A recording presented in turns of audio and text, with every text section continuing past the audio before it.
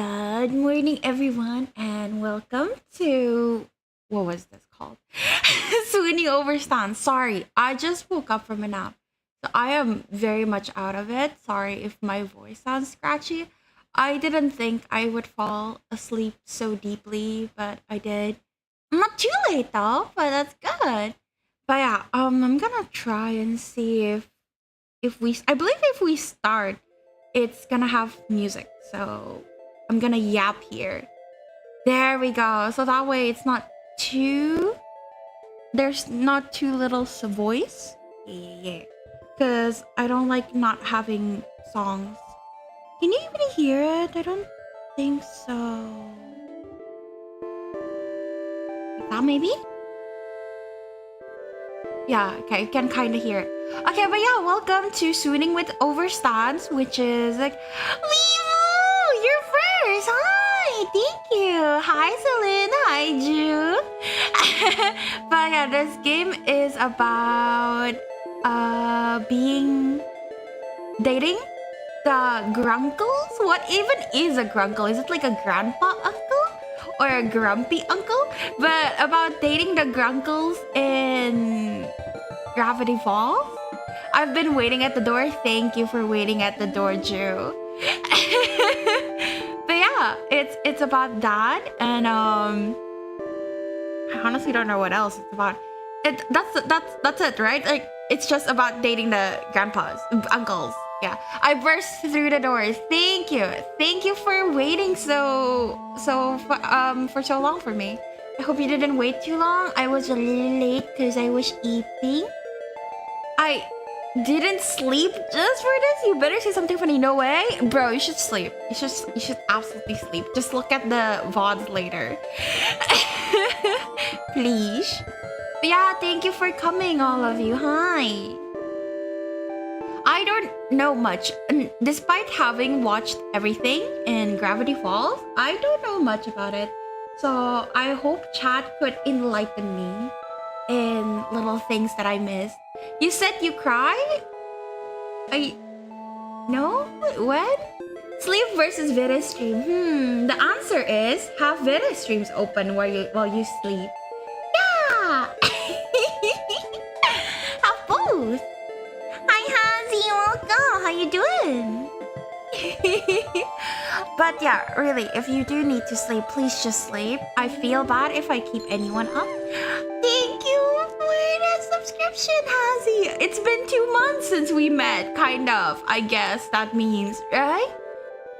No, that means it's only been a month since we met. That's kind of crazy. Hi, Hazy. Thank you for the subscription at tier 1. Thank you so much. Loop, hello. Hi. How you doing? Yeah, okay. Anyways, it's time to date old man. I subbed as soon as I followed you. Yes, I remember. Because I was like, oh, why are you subbing to me when I'm playing this game? I remember now. You, Orbit, and Bunty all did the same thing. Nade, hello. Oh, there's a follow age. I forgot about that. Yeah, you're right. Oh. Yeah, I'm honestly never beating the old man lover allegations because I have to play this. Wait, then it ain't 2 months? No? What do you mean? Ryu has followed me. Oh yeah, you have followed me less than Hazy. Because I met you through a collab with Lady. Loop has been with me for a while. Yes, Bunty! Mr. CEO, hello, welcome. How you doing? 1 year is crazy. I'm old here. I also want to see which one you are going to choose. Okay, the thing is, I always like the lazier one, which is Stan.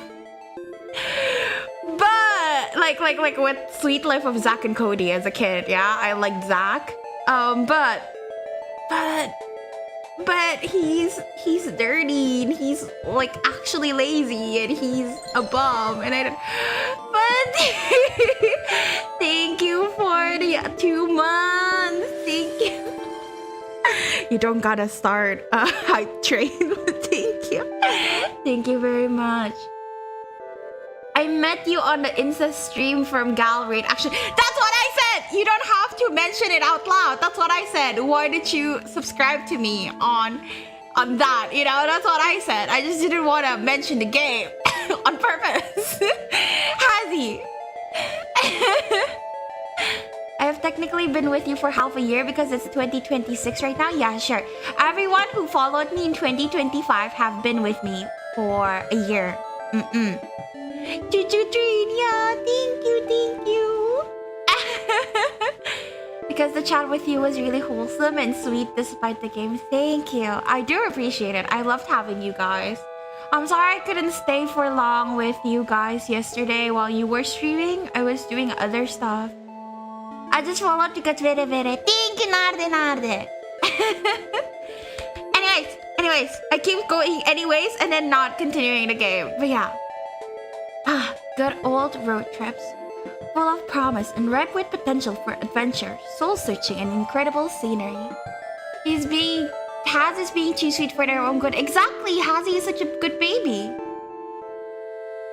Or at least, that's what you thought before the novelty wore thin. As of now, your legs are cramping up, you've exhausted your travel playlist 2 times over, and your stomach is begging for something to eat. On top of all that, you're pretty sure you're lost. Go play or I'll eat your wig. Girl, I still have my full head of hair, thank you. Me, Bunty, and Pluto were just going through raid after raid that night, gifting subs and several follows, and made so many lovely friends out of it. It was crazy, because I think you stayed longer than I did, even in Yaz as well. I'm very glad you had fun. Akami, hi! Yes, I am having a good day, Bunty. I hope you are having a good day as well. I was blessed by my mommy. What do you mean, Joe? Driving through Oregon paints a picture of trees, and more trees, especially on the endless winding roads that you're taking up north. All that breaks the pattern is a sign that zips past, with words that you're just able to make out. Gravity Falls. Thank you for checking in, Pluto. Hello! We bombed the cat with like 35 viewers. It felt nice. Yes. The road continues on, giant redwoods looming on both sides. You find yourself anticipating something, because as you drive on, you can feel it. Something strange is bound to happen here. Poor Juju. And that's when it happens. Your car picks up speed. The change came out of nowhere, and you quickly put your foot on the brakes, but horrifyingly, the car seems to be driving on its own willpower. What the fuck? At least you know your laptop is coming tomorrow, Akari. That's a good thing, rather than not knowing at all. Yay! Trying to stay calm despite the panic welling in your chest, you pull the emergency brake, only to find that the car resists and keep moving forward, like something is pulling it. The car begins to rattle, the wheels screech against the country road, and you're screaming until... Is this like an actual thing in Gravity Falls, or are they just making shit up? Because this sounds terrifying. I wonder why your car did that. I guess there's an actual reason then, if you're saying it so ominously. Crash! It's so cute. I love the art style. There's smoke.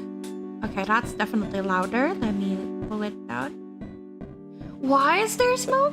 Poor baby Akawi, you're so close to getting it. You'll be fine. Crazy stuff happens in Gravity Falls. Yeah, but not like car braking. My poor car. You cough, fumble for the door, and manage to undo the lock just before the door is wrenched outward from your grasp. Poor baby. Lisa! Hello! How you doing, Lisa? Hope you're doing well. Aren't you still streaming? Girl, stream! Lisa, go stay in your stream. Also, everyone, please follow or watch Rising Kitten as well. She's so sweet, she's so nice. I love her very much. Never mind, she just finished. Hi, Lisa. I was about to give you a shout out. Hi, thank you for coming. I am currently Wait. I forgot how to do shoutouts. I'm still out of it. I just took a nap, so I'm still like very, very much out of it. But hi! I was literally like, hey, Risa, you should go back to your stream. Thank you for the raid. Hi, Risa. Hi, everyone. Thank you for the raid. I am currently playing Swooning Over Stands, which is a game about dating the uncles in Gravity Falls. A viewer requested this of me. I actually do not know much about Gravity Falls at all, so yeah. Girl, did you see how terrifying gravity is when you think about it? You just don't think, don't you? Yeah, hi! Oh yeah, Vewe? What? You've already what? Was about a shout out beat me to it, Vera. Sorry for slacking. No, it's okay, Hazy. Thank you. You don't have to work. I'm snitching to Blade and Biscuit that you didn't say good morning to them. I did though. They just didn't do it to me.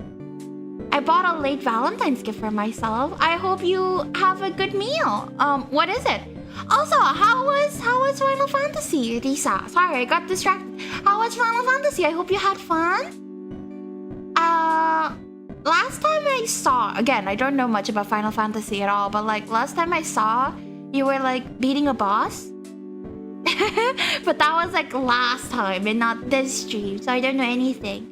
Yeah, it's currently 2 p.m. right now, right, Risa? So it's afternoon. So it works. It works. You didn't play that today? Eh? Oh, Warframe! How was Warframe? Oh, new game. What is? I feel like I've heard of Warframe before. I just don't know it. What is it? I wonder who that viewer that recommended this speak. Warframe. I feel like I know Warframe. Let me Google it. What game is it?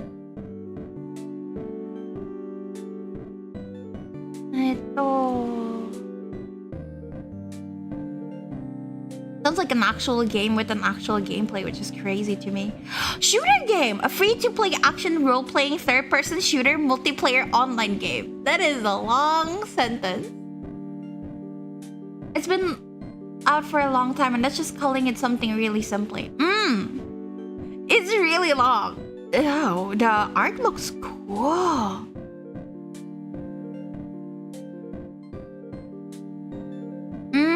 It's an MMO. You play a lot of MMOs, Risa. Is it fun? Oh, it's scheduled to be released on Switch in March 2026. I didn't know that. That's cool. It's really good for a free game. I see. Pluto added me as a favorite. Yay, Hazy! I did that too. Bomber! You come here and you immediately hit me with a pun. Yo, Vere, do you know what animals do? What? What animal do Indonesians say when they feel ill? What? What, Bomber? I have fun. That's really great. As long as you're having fun, it's great. That's awesome. Yeah, you play a lot of MMOs. I remember Final Fantasy, Halia, and now this. Me, no favorite. You have to stream for that. Thank you for the 3 stream streak, Risa. Mew? Mule? Mulus? But there's no S. Yeah, you cannot just say my stomach mulus because I guess you can. Mules. Okay, you should have said mules, you know? You're right. I hate you. Also, I believe I did add Orbit as a favorite already. I believe I did a good job. That was a good one, Bomber. That was a good one. I was just talking about you yesterday. I got a new Malaysian viewer and they like puns as well. So I'm like, hopefully one day you'll come when this one viewer of mine say dad jokes. So, you know, hopefully they come over today and see how much you make me suffer. Palia was the first time. Palia was the first time. I ignored your message. Okay, wait, let me check. This is basically new again, reborn. I wasn't around for a long time. Oh, did you like play Warframe before this, Visa? You did Thinking in Eternity. I added you as one of mine. Yeah. If I stream, you guys would be disfavorited. That's not very nice, Ju. I'll take off that VIP. Risa doesn't have a VIP. I'm gonna VIP Risa right now. Wait. Do you know where dads keep their jokes? Oh no, Risa. What? Risa, why would you do this? You're not really fine. Okay, what did... Oh, you got a bouquet, Akawi, for your Valentine? Wait. I got a VIP Risa before I forget. In a database. You're lucky. I love you, Risa. You're lucky. I love you. Why would you do this to me? I first played Warframe in 2014. That's a while ago. Wow. No, now you have VIP, Risa. I cannot take it anymore, Akawi. What? Yeah, it was pretty good. I have to admit, it was pretty good. Naypen, hi, welcome. Do I say Naypen or do I say Pen? Do I even say your name correctly? I hope you tell me if I say your name wrong. I probably should DM Chaos too, but F1, but I'm traveling through the countryside right now. Internet is kind of shit. And you made time to talk to me? Thank you so much, Bomber. That makes me happy. And yes, I believe he was watching F1 on Saturday and yesterday as well. Wait, what's a teenager's ick but an older woman's lick? A fictional old man? You're wrong there because I've liked old man since I was a kid. So you're wrong there. Unfortunately, it is a taste I immediately acquired as a kid. I hate this. I thought it just didn't come up because of the sub. I think I just forgot to VIP you, Risa. But yeah, you're good now. I want to type on my laptop. Typing on the laptop is superior. Okay, game time again. Something lands on your shoulder. You say Naypen, right? Or just pen, whichever you want. Okay, just whenever I feel like. I think Naypen is fine. Unless you're more used to pen, because I do see more people calling you pen. I don't know, I'm very bad with choices. I meant kid. I mistyped teenager for kid. It's okay, buddy. It's still the same for me. I've liked old man since I was at a very early age. When my dad played Metal Gear Solid, like 5-year-old, 8-year-old, Vere went ooga for Snake. And also Johnny Depp as Edward Scissorhand. Yeah, who else? I don't remember my childhood crushes all that much. But yeah. Yes, I want to sleep. Go. Okay. Hand. Are you alright? This is Ford, yeah? A man stands at your open corridor. His hand on his shoulder leaves to tilt your head up. Don't touch me. And he pulls a flashlight from his coat, shining it into your eyes. 2 blinks and he lets your chin go. Oh, okay. Medical procedure, then it's okay. She's so like me for real. Oh, Arnold Schwarzenegger in Terminator. I like that too. I never had any childhood crushes. I must be boring. You don't have to have crushes to be fun, Hazy. You're cute just the way you are. Pluto, why are you mean to Hazy? His eyes dart over the rest of you, looking for injuries. Still stunned, all you do is watch. Let's spell it together. F-O-R-D-4. So I was right. He likes it. Okay, if he likes it. What's your name? Ray from Kid Danger. I don't know who that is. Type in your name, regular person. Great, I have to type. Wait, let me plug in my keyboard. I hate typing. Why must I always plug in my keyboard? This is ridiculous.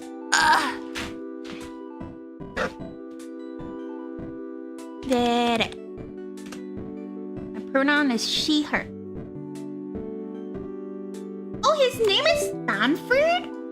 Eh? Oh, Vera, I'm Stanford Pines. Word for short. I would shake your hand, but you look shaken up enough as it is. I thought his name is just Ford, because the other guy's name is Stan. Teresa, thank you for 5 months. Why am I adorable for complaining about not wanting to plug in a keyboard? I'm so confused. Lisa, thank you so much for the subscription. I love you. Thank you for 5 months. Let me see. Kid Danger Ray. Why do you not keep your keyboard plugged in? Because I play from on our OG Ali X, which is like a Steam Deck. Yeah. So I don't have it plugged in. Robert Downey Jr. is still the only one standing among my childhood crushes that is in Japanese. Oh, the nerdy looking guy. Why? He looks pathetic. Oh no, actually, that's it. That's it. He's pathetic. You're right. I see.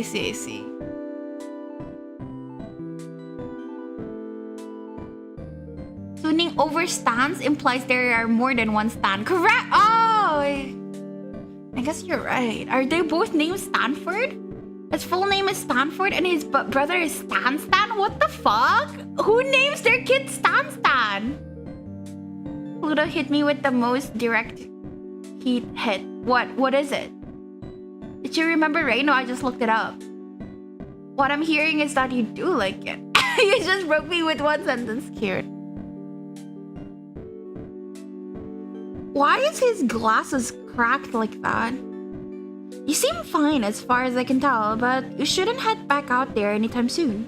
Where on earth were you driving in such a hurry? Their family only liked one twin, I think. Well, I guess it's Stanford, because Stan is a horrible name. Other dude stole Stan's identity. Like, actually, or are you joking? Fear me. No, Hazy cute fit in pocket. Stanford and Stanley, where did she get Stan? You are lying to me! What the fuck, Jew? That's better. And I was stupid for like just, oh, okay, Stan, yeah, that's a name. What do you mean he's pathetic? Ray from whatever Kid Danger, the pictures I saw made him look pathetic. Stanley stole Stanford's identity. That's a real part of the show and a pretty big reveal, actually. Oh, okay. I know that one because I read through wikis before this because I am an experienced streamer and I'd like to know what the fuck is going on. So Stanley was living in the woods and people thought it was Stanford. Right? It's not Stan. I saw it on the wiki. Jew, I can't believe you. You open your mouth to explain when a voice calls from inside the house. He's not pathetic, he is cool. Okay. I hope he stays cool. Poindexter, what the fuck is a Poindexter? Poindexter, this better not be one of your experiments again. I've had this place rebuilt too many times to... Pika! I'm a princess! You know about this game? How do you know this game? How does everyone know about this game except me? Stanford was living in the woods too, but he disappeared, so Stanley assumed his identity. Why? Poindexter is like a funny word for nerd. It's so cool though. I like it. Now that's the Stan I know. The owner of the voice walks out of the house and stops slack-jawed at the side of your car in the side of, you're guessing, his house. Stanford, is hot. So the smartly dressed one, yeah? I see. Because you're living under the sea with SpongeBob and Gary. I told you, I know this. I watched like 3-4 seasons of this. I just do not retain anything. I watched it. Maybe he just can't stand the other guy. Bomber, why must you do this to me? Do you hate me? Do you despise me? Is that what this is? SMH. You must have hit your head earlier because you could swear you're seeing double. Sweet Moses Fort, you've done it this time. What? This has nothing to do with me. I was testing my magnet gun and... So one causes a car crash and the other one is Stan. So, meh. I know Sonic! I just do not have any interest in dating the Eggman, which I think is a pretty basic opinion. No? I'll play it. If it's finished, I'll play it, sure. Stanley was a criminal? He was a criminal? What did he do? So he decided to take his brother's identity to get a fresh start. That's not too bad. I would do the same.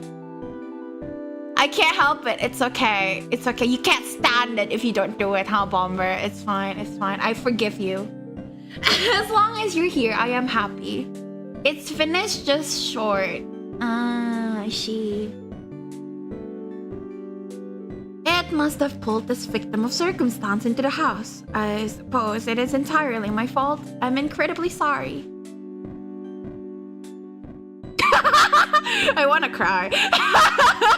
Just stress them out. Can I don't know if I want to play this like a crazy, you know, like I want to date or I want to fuck shit up. I really want to cry. Yeah. Shall we cry? It's gonna be so funny. I'm doing it for the memes.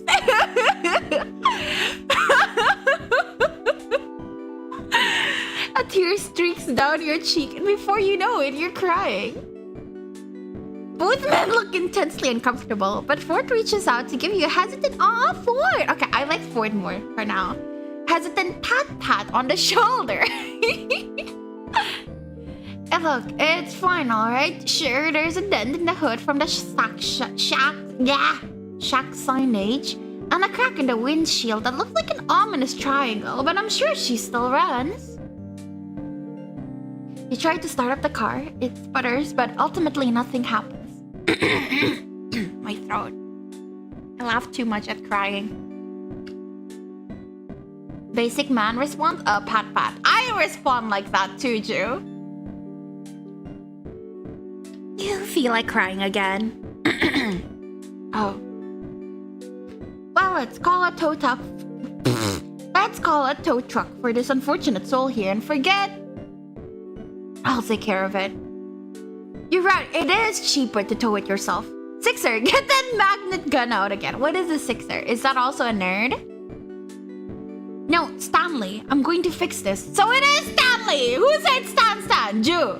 Stand in the corner. What?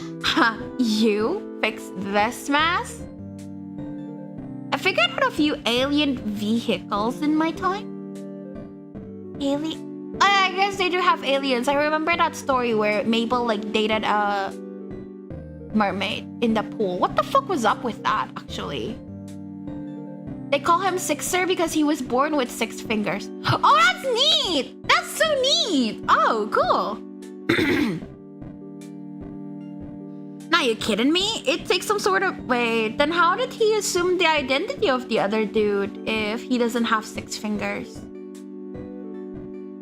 Now, you kidding me? It takes some sort of miracle worker to bring this baby back to life, and this miracle worker is on vacation. Glenny, hi, baby. But I have to show you something later. Oh, okay. Can you send it to my DMs? I bet this game was made on the hit Ren'Py engine, which is used for a lot of visual novel games. I can even recognize similarities. Most likely, yes. I'm going to have a fight with the wiki. Sure, buddy. Don't ask how I know this info and have the stuff memorized. You probably tried to make your own game because I am the same way. They just decided not to notice. I guess maybe. You can? Okay, send it to me. Yeah, Glenn, go back to your... Wait, I fell asleep. Glenn went live. Holy shit, I need to go like right now so I don't lose my streak. What the fuck? I was asleep this whole time. I should lurk there. Stanley, a moment. Ford and Stanley turn away and you're left to your thoughts. Who could anticipate a car accident like this in the middle of a road trip? You can take care of the car, but how are you going to get home? There aren't buses out here, right? So you take a bus out of here and then...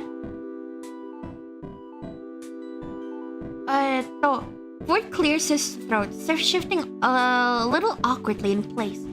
Seems like they finished their talk. So, there are a few options. My brother Stanley here could drive you out of town to find a place to stay for the night. Or you could stay the night here? Is this gonna be like a one-night fling thing? I can't. My laptop is slow. I am very interested in the conversation that is currently going on in Glenn's stream. What the fuck? Where's the check-in option? What the fuck? Oh, there it is.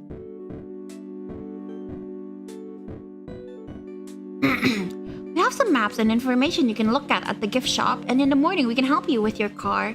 What do you say? Just as you're about to answer, another high-pitched voice comes from inside the house.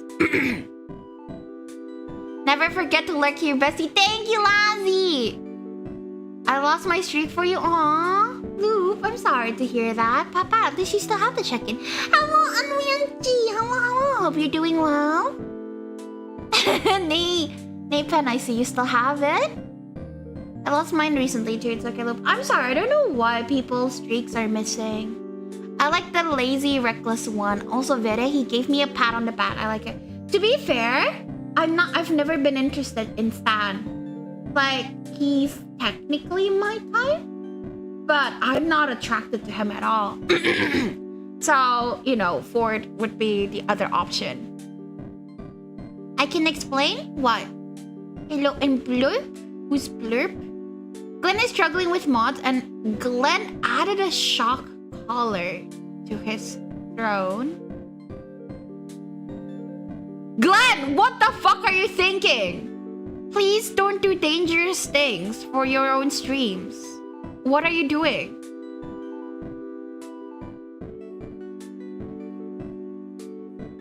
Because you stream way too early. I'm sorry, Loop. I'm here now, aren't I?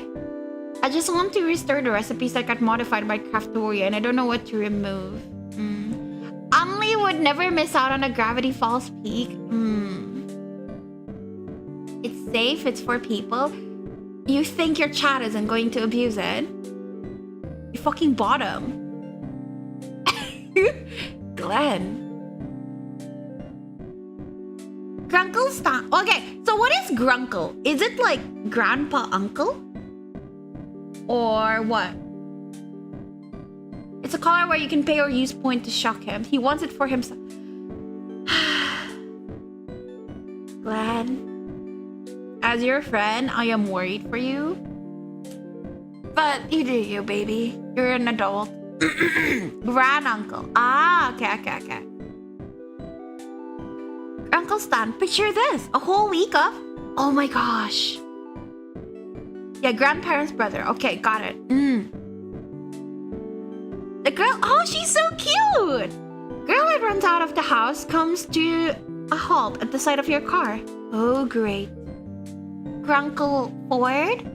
I mean, it started because I was just sitting here shocking myself while working. What do you mean you're just sitting there shocking yourself while working, Glenn?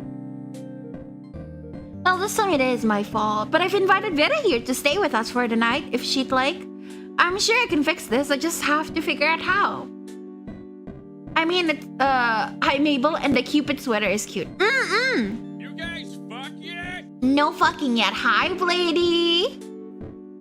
ADHD things? I am 90% sure I have that, and I have never once wanted to shock myself. I think it's a Glenn thing. Thank you for the fart, Unli. Hi, Blady. How is Kingdom Hearts? Mod? My mod isn't here.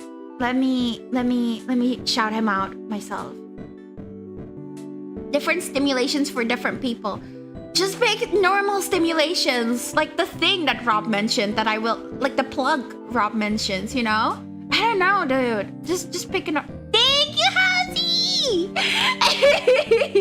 Yippee! I like having him on. What am I seeing? Hi, Ghostly. We are currently playing a dating sim about the grunkles in Gravity Falls. Blade, you didn't say good morning, sunshine, mom motivator. I'm disappointed. I'm disappointed too, Ju.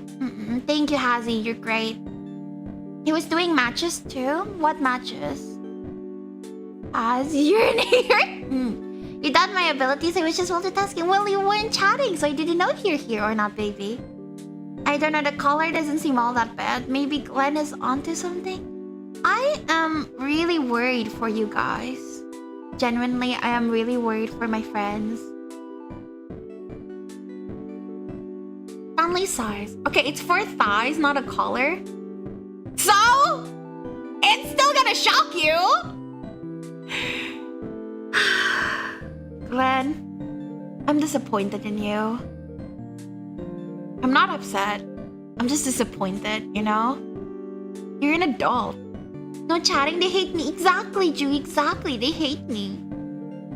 I can take a look. No, Unli! Being on vacation's pretty boring. And the old Stan mobile hasn't needed a tune-up yet. So it wouldn't be too bad to work on something in the meantime. So, Stanley works on cars. I don't remember this from the show. You don't want to be able to shock me? Well, if the option's there, I'm gonna do it once. But I don't really know. Because I know how much people are gonna abuse that.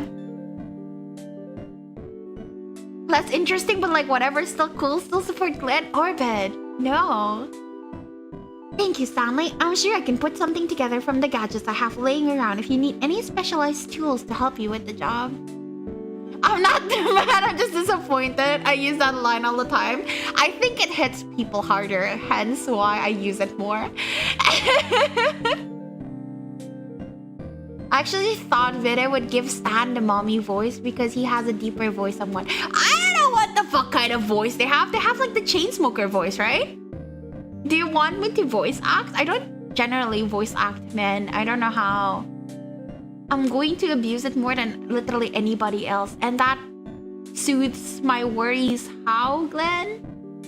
It's definitely one of my favorite things to say. Exactly, Bunty! Voice act them? You hate me. You want my throat to suffer.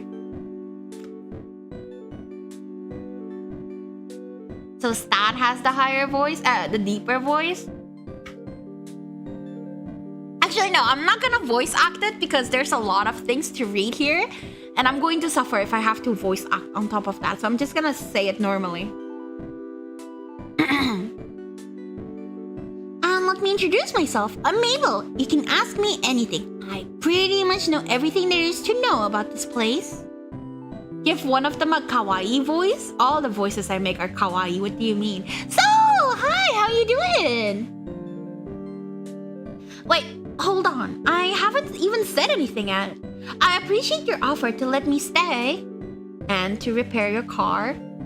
Yeah, it'll be good as new in my hands. I mean, look at my Stan mobile. She's been through the ringer who knows how many times and she's still a beaut. I don't know. Usually guys who like cars will like their cars more than they like you. I don't know. I made a throne. Will I ever share it? No, I would just have to keep track of the things I wanted to keep track of. Yesterday, someone was pressuring me in the DMs to make a throne account. The thing is, if I make a throne account, I already know what I want on there. But like, even if I get that thing, my mom's gonna freak out because it's fucking massive. So I refuse to make a throne account. Girl really hit me with the okay, which one? Which one? Should drop it sometime for no reason. Pressuring Willet. Also, no, they were just like, make it. But I'll like get plushies. Biscuit, hi, how you doing? Mods, can you also give that guy a shout out? Oh, never mind. Fuck you, Biscuit. It just has clothes and Metal Gear Solid 5 on it. Stan has an ass, you were reading right. Okay, then I'm good. Thank you, Mod.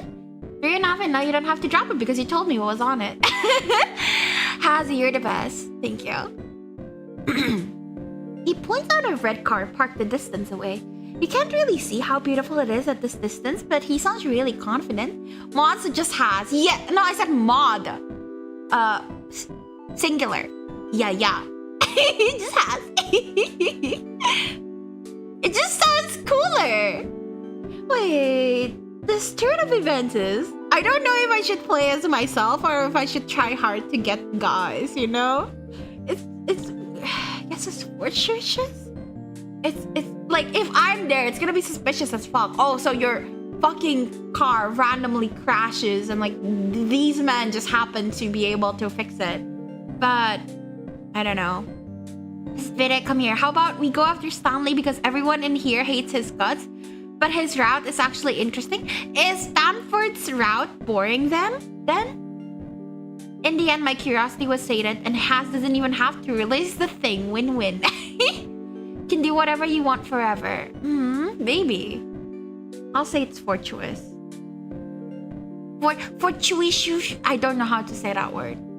Free repairs? Free lodging. There's no better deal to be found. And if things don't work out, the town probably has some sort of auto repair shop you can head to instead. Stanford is always fucking boring.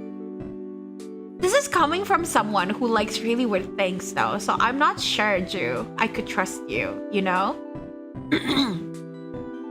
Well, I accept. Thanks for the help. And my apologies again. What an embarrassment. I must have made such an elementary mistake. The drawing is so pretty.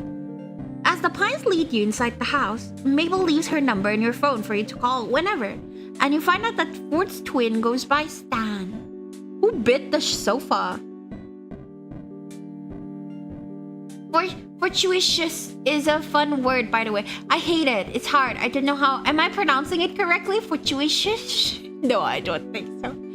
Says the Haru lover. My boyfriend, my boyfriend, Haru, runs an entire zoo by himself. He has a child.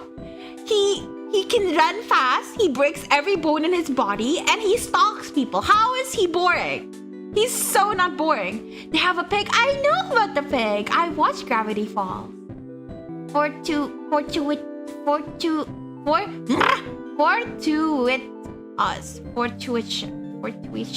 Fuck you. I don't care. Kaito is adorable, says the one who changed to liking Mio.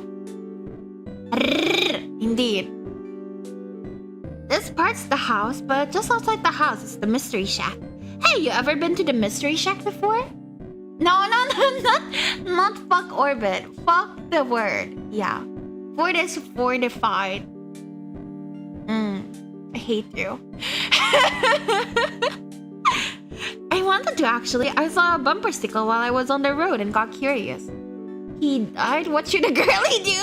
He's not dead right now. And wow, spoilers for the entire fucking TKDB community who is watching this. You're interrupted by a loud triumphant ha.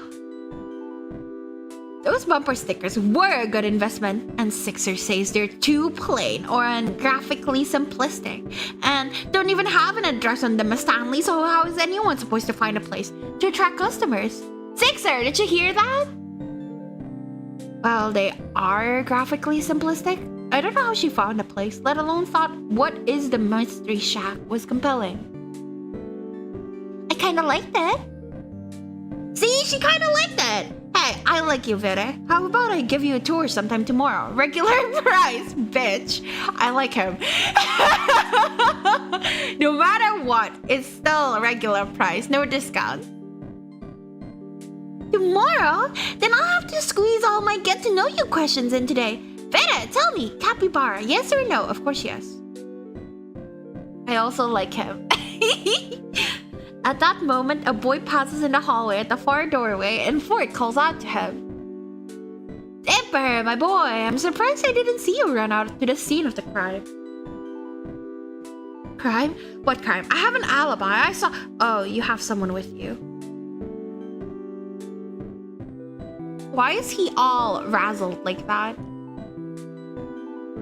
Hey, I'm not suspicious at all. This is Kaito. He is Kaito 2.0. He came before Kaito. This is Kaito 1.0. What do you mean, Ju? Dipper is... like, I believe Gravity Falls came out while I was still in school. So it was a while back. Ignore my horrid typing. We're overwhelmed. How many tabs do you have open and unmuted, baby? Pacifica? What is Pacifica? Oh, the blonde girl, baby? Did you guys see that car in the side of the shack, though? For a second, I thought Manitars were back with a grudge. I think I know Manitars. I believe I watched that episode. Yes, about that. Dipper meet Vere. I've stranded her car here by accident. She's staying here for the time being. Sorry, stranded her car here? You crashed it?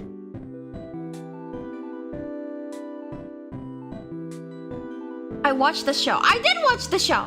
3, but 1 hasn't started yet. There's just a lot going on. Oh, are you okay, baby?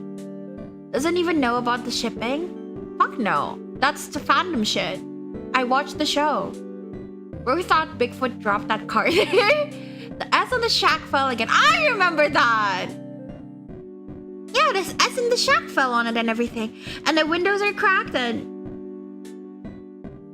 one window. The windshield. And Vera was lucky to make it out alive. She's fine. No injuries, thankfully. The magnet gun's rather safe despite never having been tested in a formal setting. Eesh, did you not, like, take safety precautions or anything? Actually, the irony of the situation is that I was trying to install a safety precaution. I'm used to it. Don't worry, we'll be alright. Just because you're used to it doesn't mean it's good, baby. No. Hey, if the two of you are gonna do your nerd talk, I'm gonna get a video set up. They ask you how you are. What, Luke? When you're not really fine. You just keep Mabel, sweetie, why don't you show Vida around? Let her stay in the storage room. That's still empty, right? I'll make it empty. I'll mute one of them. Just mute me. It's also okay. Orbit. I am willing to be sacrificed.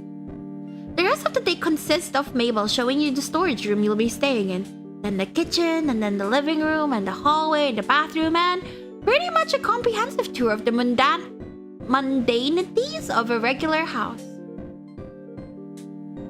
Eventually, you find out that the family is even more extended than you knew. The decorative doilies make a lot more sense knowing a grandmother normally lives here. And her grandson Suze. What the fuck is this? I have no clue what this entire sentence is. Eventually, you find out that the family is even... or was it Zeus? Whatever the name, you look forward to meeting him when he comes for work in the morning. Mundanity is perfect. The sheep. Suze mentioned my goat? Is that the pit? No! It's the guy who was there with the white shirt. I remember. Yeah. When you go up the attic, Mabel opens up the door to reveal Deep Dipper. No stuck in his book, but you catch him occasionally glancing up at you as he pretends to read. How cute. The handyman! Yeah. See, I watched the show. The next member of the family snorts up at you from Mabel's bed. A rotund pink pig who Mabel declares as her best friend and partner in crime, Waddles.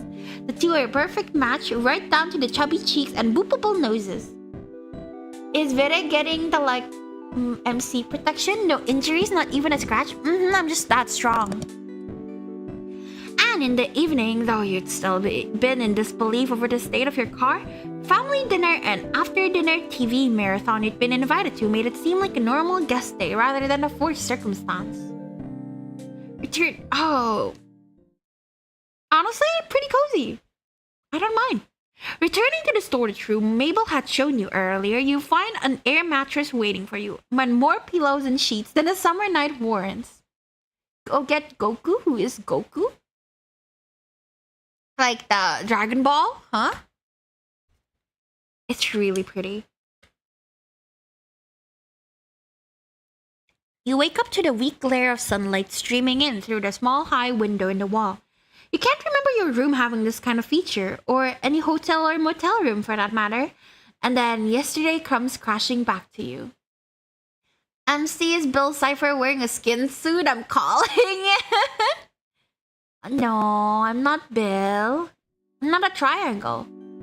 You glance at the time to see you've slept into the afternoon. Experiencing the accident yesterday must have left you tired out.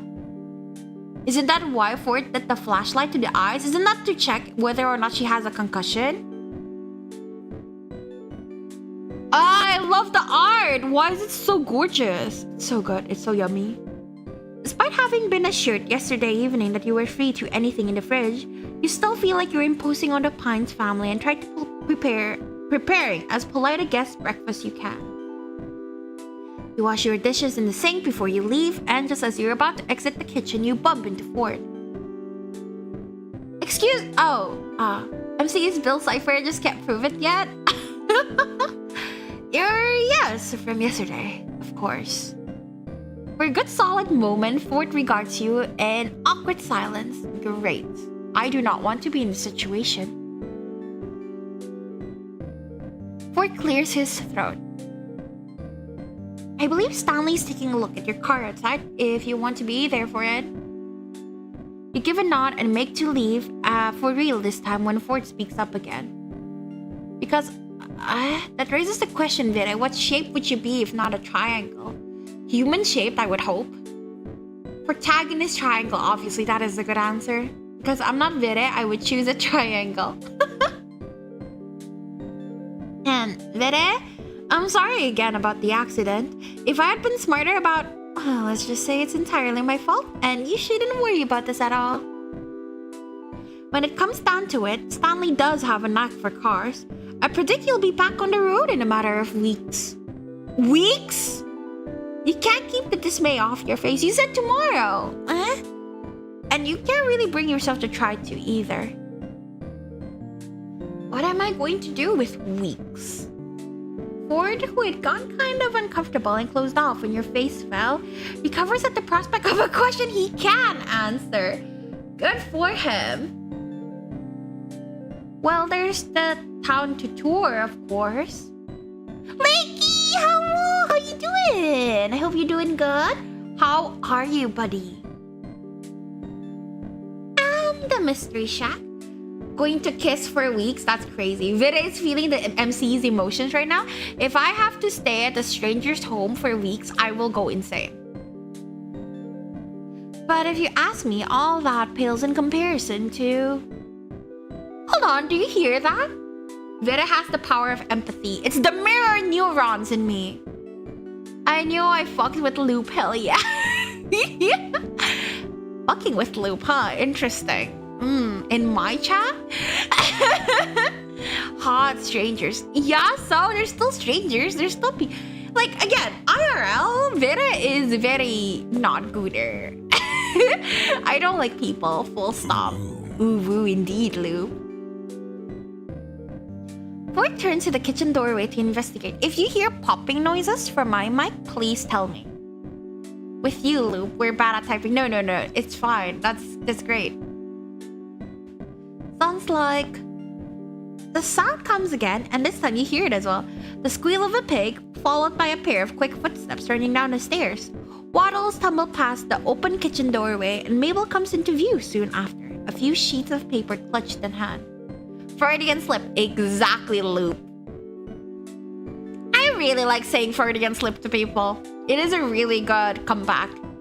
I'm hearing a weird voice. Never mind, it's just your voice. Oh, I'm sorry. Should I stop playing this game so you don't have to hear my voice anymore, Ju? Huh? Should I stop? Ford steps quickly out of the kitchen and you follow to the doorway, getting there just in time to see the apparent tug of war between Mabel and her pig over a saliva-covered sheet of paper. Gross! Oh, you... No, wait. Oh, you wish. Do you know why? Yeah, it's a punishment for the rest of the class as well. The paper rips, and after nearly toppling backwards from her efforts, Mabel recovers, snatching the scrap of ripped paper from Waddle's jaws and lifting both pieces up victoriously. Aha! Mabel wins again. Now I just have to find Grunkle Ford. Ford who had run forward. Aww, he's so nice though. I like that. I like acts of service. Who had run forward and held a hand out to study the energetic child when she had been in danger of toppling over, now finds a number of crumpled sheets of paper shoved into his hands. Mabel tugs urgently at his coat. Me, Orbit, Loop stayed at the door for a reason, Vire. Did Orbit and Loop also stay at the door? It was Wee-Woo who was first in the door. I don't know. Grunkle Ford, you have got to help me. Ford kneels down to face Mabel with a serious, though concerned look. Slow down, Mabel. What's the matter? Not me, exactly. Dipper found a stack of pages from your old journals, and I walked in, and Wiles ran up and started eating one, and he must have been chewing on it to warn me, Grunkle Ford, because look! Mabel takes the ripped halves of paper back from Ford's hands and joins them together, holding it up for Ford to see. What door did we stay at? I'm struggling to focus. Waiting for my stream to start. I woke up half asleep. Woke up high, didn't even sleep. What time is it for you, Drew? I see. And you took it as a warning?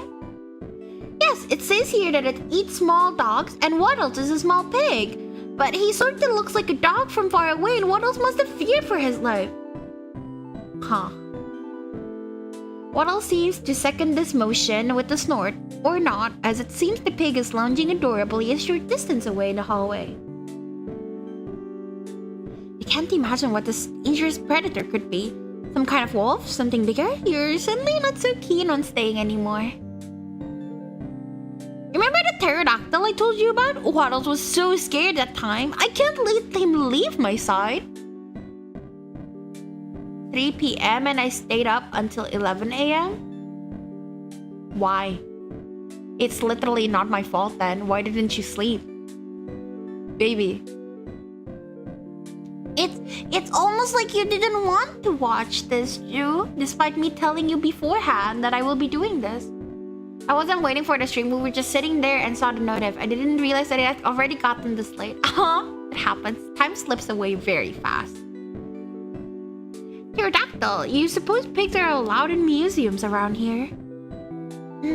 How about I finish that repellent I never got around to completing? That'll keep Waddles safe from harm. Mabel flops down on the floor in relief. Grunkle Ford, you are an actual lifesaver. Waddles, you have nothing to fear. Ford chuckles, lifting himself out of the kneel and standing back up. Alright, I'll go get my recipe. Wait, our time is the same, Drew. That's interesting. Ford turns to leave and you suddenly remember that with nothing better to do for the weeks you're going to be here, it wouldn't hurt to get to know Ford. He seems to know what there is to do around town anyway, and you'll need that to not die of boredom in the first week.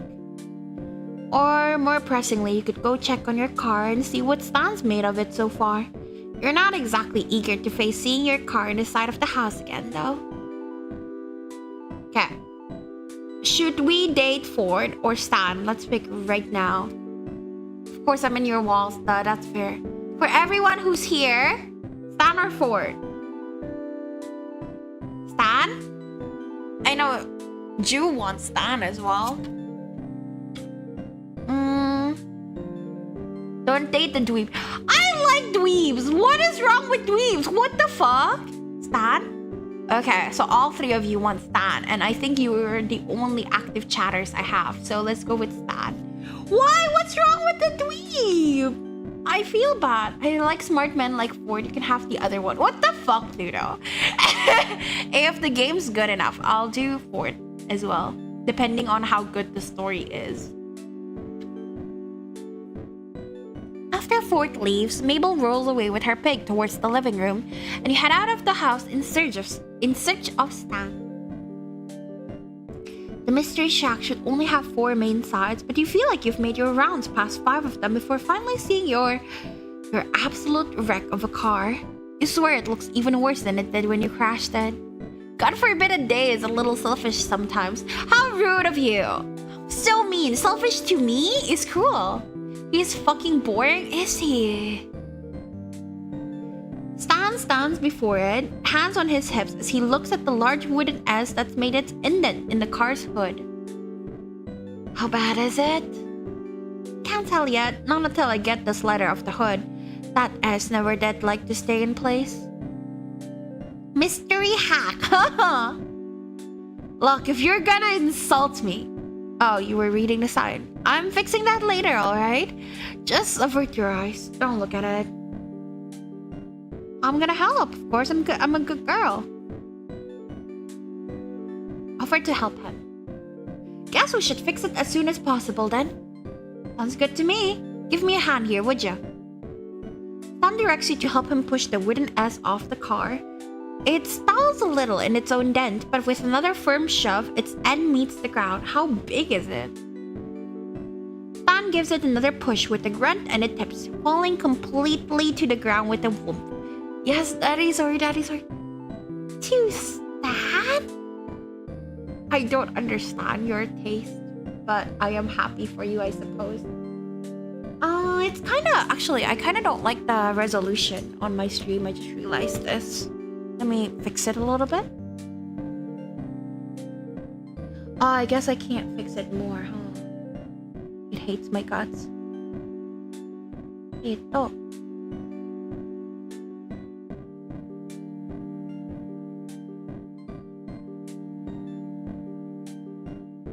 There we go. Yeah, that's better.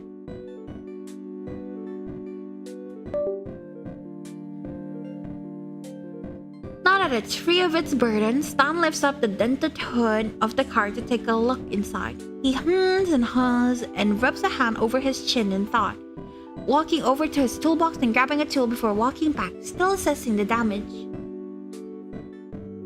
Yeah, this one's gonna take a while.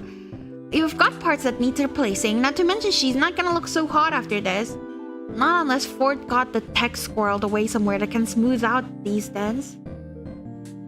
Dinner time? Oh, did you finish streaming? Good job! Have a good dinner, Blady.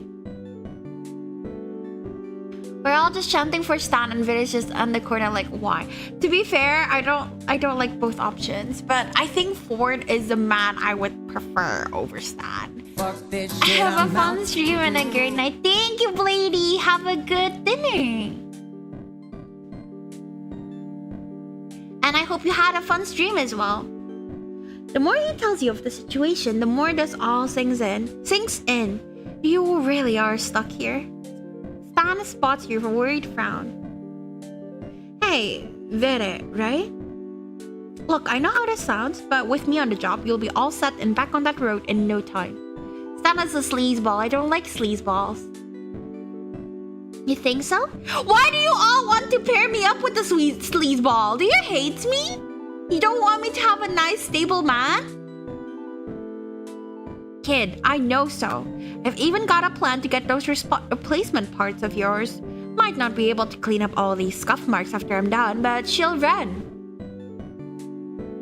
And hey, so maybe you've gotta stay a couple days. So what? There are worse places to get stranded, believe me. In fact, I'd even say Mystery's Shack is the best place to get stranded. We've got all tons of stuff where people just passing through. Merchandise, magic, mystery, any other M words, mayhem. You get the idea. Is my thingy working? Oh. Stan tosses the tools in his hand back in the toolbox, exchanging it for another. He works for a little while longer in your silence, metallic clanks, and the occasional heavy breath. All that mixes in with the sound of the outdoors. You stand by, awkward, uncomfortable, and a little useless. Can I help with anything? I love him. You like your pathetic man, but like in that direction. I would pick Stan. I want it. You would say he's balls, alright? What the fuck does balls mean? I love offering to help with things I don't know how to do. Yes, and then I feel useless after. It's great! Can I help with anything? Know anything about cars? Nope! No. She Stan straightens, cracks his back, and sets down a tool before leaning casually against the nearest load-bearing surface. He wipes his forehead, lets his hand fall to his waist, and gives you an assessing look. Vera is just the mom watching us go date a biker. Like, I'm not mad, I'm disappointed. Yes, I'm worried! We always offer people help. I want to be useful. This is true. This is so true. How about collages, tall tales, improv? Yeah, I think I can handle that. What does that have to do with this? You gesture at your stranded car, held in limbo between life and death by nothing other than Stan Pine's car expertise and a little luck. Nothing. I was planning on having you help me help Suze around the shack. A favor for a favor. What do you say? Well, it's more interesting than helping Ford with his pest problem. You accept. Alright, follow me. You follow Stan back into the mystery shack, passing by the showroom and getting a glimpse of an energetic figure leading a flock of tourists through a veritable sea of obviously fabricated oddities. You hear the words, and this is the 9th wonder of the world, right in the mystery shack. It's what makes this place world famous, dudes. Stan notices your pacing slowing as you listen and tosses an explanation back to you. At Sue's, during operating hours, he's the mystery shack's one and only Mr. Mystery. I told him he didn't have to keep the shack running while he's on vacation, but the kid's got a passion for the role. Sue's, yeah! Listen, there's a VN with the younger Ford and he's somehow more interesting than the Ford now. Why is there multiple Gravity Falls? You know, VNs. Sup, dudes? Yeah! You interested in that kind of stuff? I was thinking about going on a tour. He's mellowed out over the years, has he?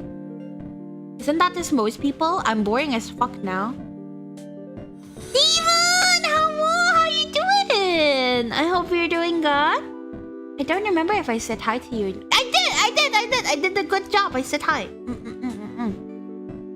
Feels weird now that you're staying at the tourist trap though, and you were kind of going to poke fun at the exhibits. Harder to do when you have to live around your tour guides. Hi, welcome, Demon. Wait, let me give you a shout out.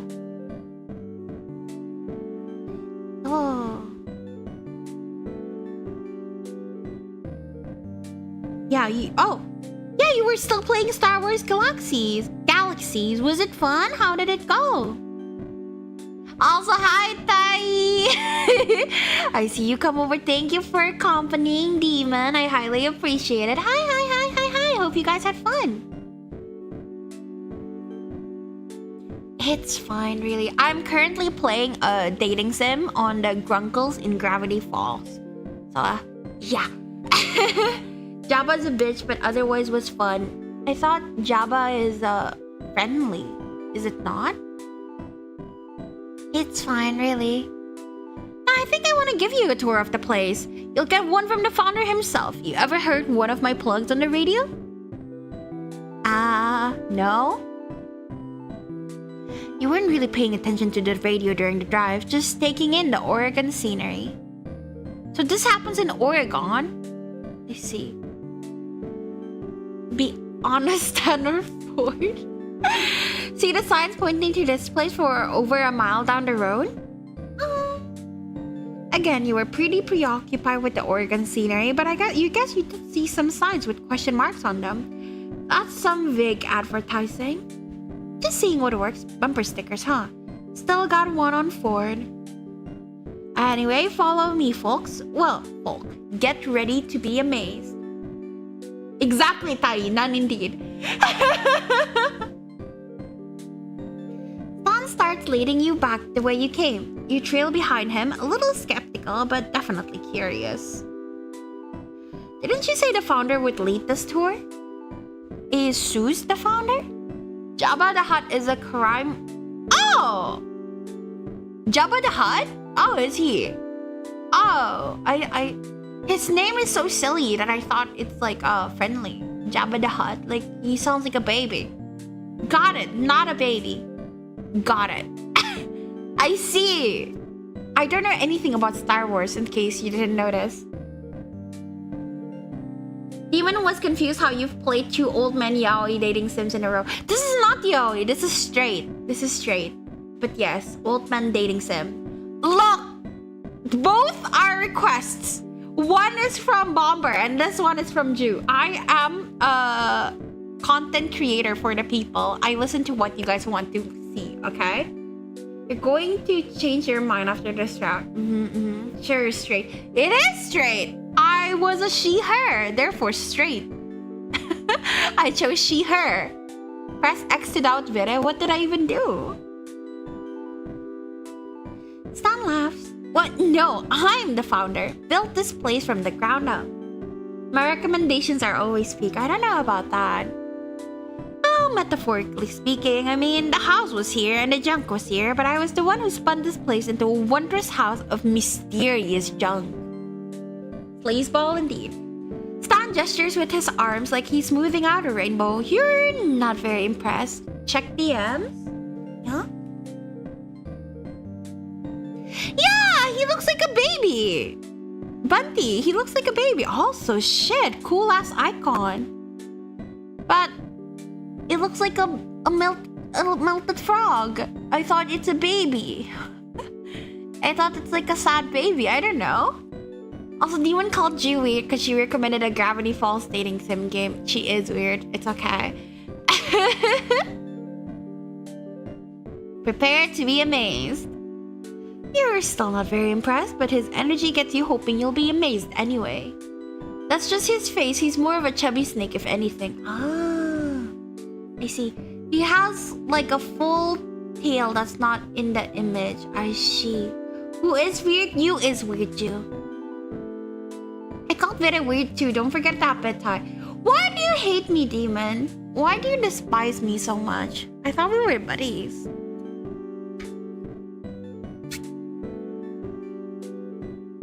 There's a tour group in the showroom right now, so I'll be taking you in a different cycle that completely misses them. We're starting in the gift shop. You enter the gift shop, a simple room crowded top to bottom with the standard tourist souvenirs and merchandise. You see t-shirts with question marks, mugs with question marks, and pretty much everything has question marks. Oh, that's the Stan picture. I want ice cream. Buy me ice cream. I want ice cream. In one corner of the room stands a lumpy attempt of a statue labeled the founder, recognizable as Stan only by the nose and sunglasses.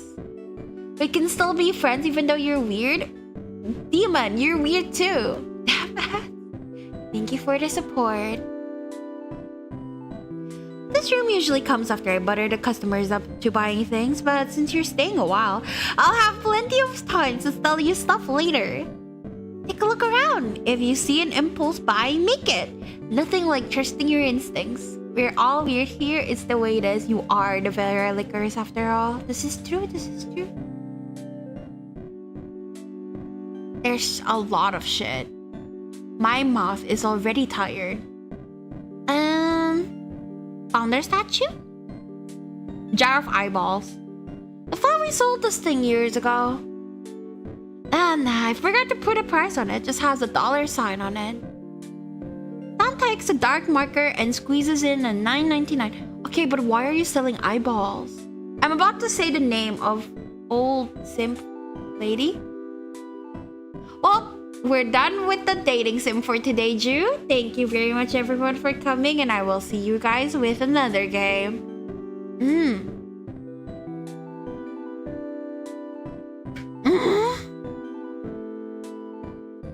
Then he goes back and makes it $29.99. That jar's got a lot of eyeballs. I take it back? I don't know. I'm feeling very hurt right now, Drew.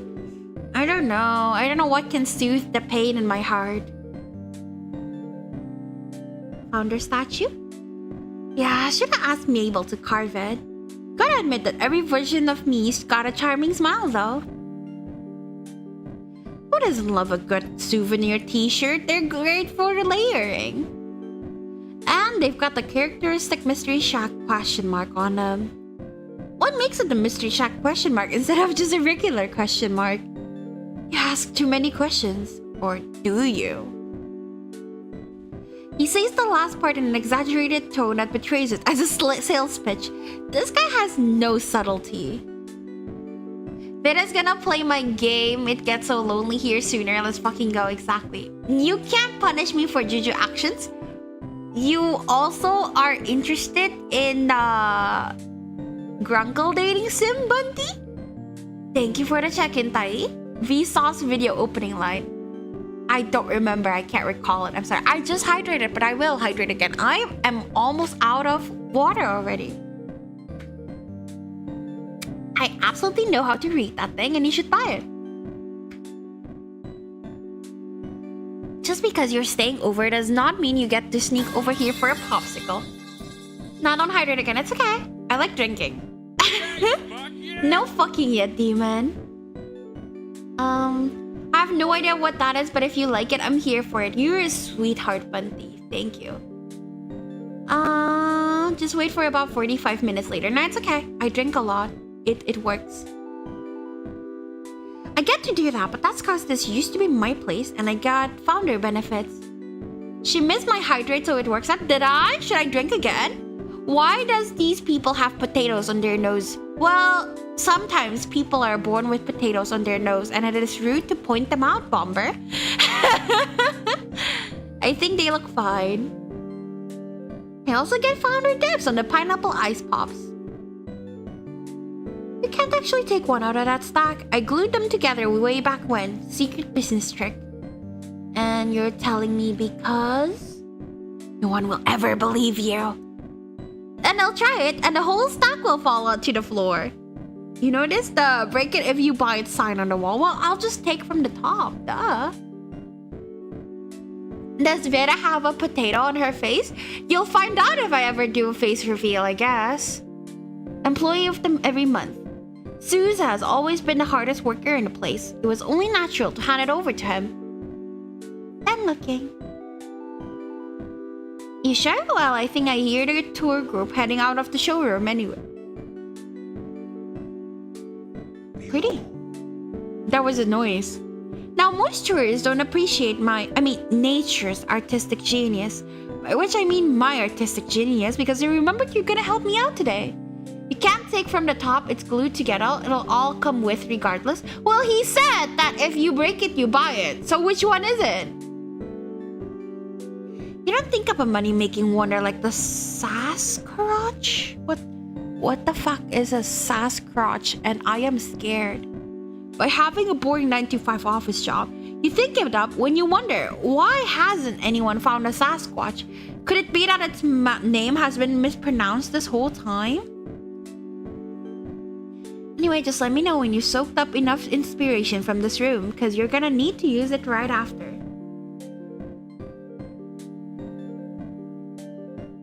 Alright, come on, you're going to see what makes this place the Mystery Shack instead of just the Shack. We're making another attraction for the showroom. You follow Stan through the living room to the kitchen, where stuffing and animal parts are strewn across the surface to your left. The entire stack is glued together. You try to take one day off. Why would it fall if I'm like holding on to it though, Orbit? You gotta pay for each one you broke. Scummy, but I'd be lying if I said it wasn't smart. Sasquatch is just orangutan. Exactly, Bomber. Stan pulls out a thick needle and a spool of thread, and as an afterthought, adds a couple nails and a hammer to the pile. Seems a little unsanitary to do this right across from the fridge, and has the potential to look almost gruesome if it weren't so oddly cartoonish. I don't know, we're just going with his logic. It's a very weird logic. I think I need to go blow my nose. I can feel it clogging up and I do not understand why. I sound stupid right now. So yeah, I'm gonna go blow my nose and also get another drink of water. Be right back.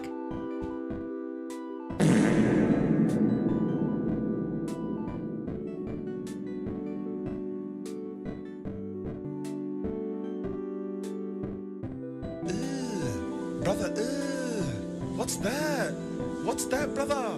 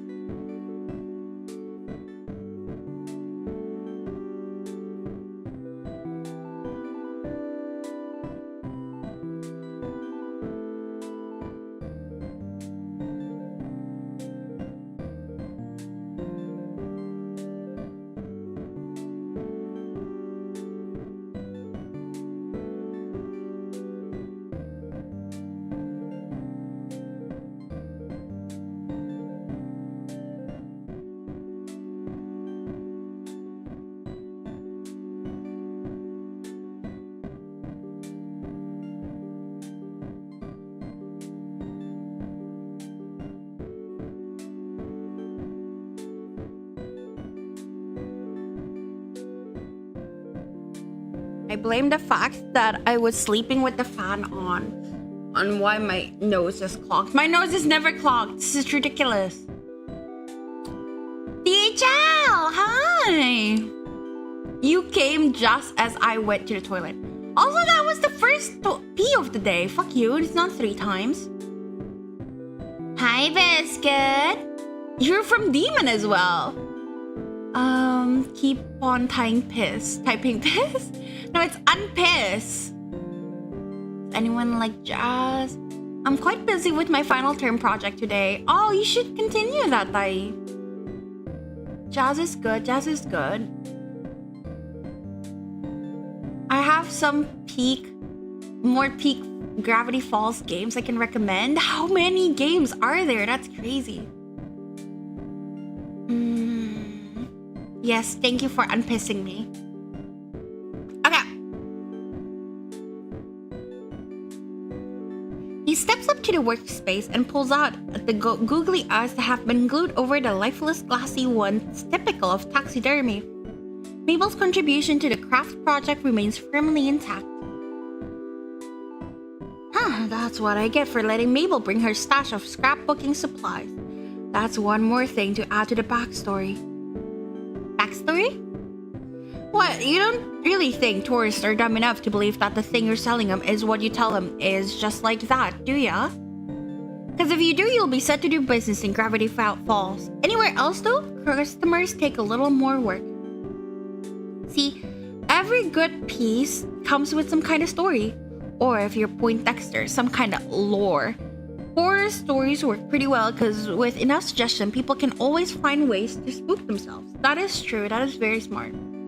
You asking me is a wrong choice, Verekun. Asking you what? I don't remember already. I've wasted my entire day in fucking same Pluto. Flip piss? No, what? I am gonna go play Kingdom Hearts. You didn't have enough, huh, Biscuit? Have fun. Wait, what the fuck? This was Gravity Falls? Yes, it is. We're dating the Grunkles. Thinking about it, Vita does sound like a Fort Girly. Wrong. Every time they give us twins, I always like the more lazy, sleaze, baggy twin. So Zack and Cody. Yeah. Have a problem? Clearly, Biscuit. Done it. When are we playing Paradise Killer? I don't understand what the fuck is going on in Paradise Killer. Did you even answer me or did you ignore my DMs, Biscuit? Do you hate me? Let me check. You do hate me! I don't understand the game. I have to go EP 9 Jujun. Done it for years. It's kind of an art. Stand appears nonchalant. Night, thank you for coming. I can't believe you didn't sleep, preparing for this. It's 3 p.m. Shout out twins, they are fun. I went to elementary school with like 3 different sets of twins in my grade. That sounds fun. I've only met 1 set of twin in my life. I think they bullied like a class or something. I don't know, I don't remember. It was elementary school. Stan appears nonchalant, but you can see quiet pride within him. Sounds hard, I guess, was what he would like. That's why I'm here, to make sure you do it right. Let me try again. Sounds easy? Stan merely looks amused. Okay, he's smiling here, so I will say it looks easy. Yeah, let's see you take a shot at it after we put this thing together. You said you've done this for years? Always had a knack for it, even when I was a kid. Sure, there was a little learning curve involved, and I've had a few unhappy customers over the years.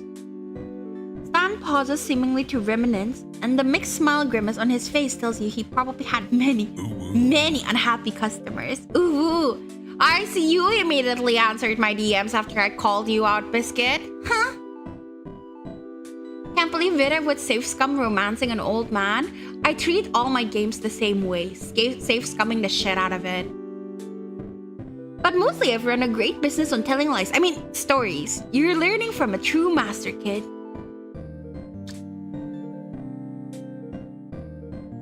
I love safe scumming. So why don't you run this place anymore?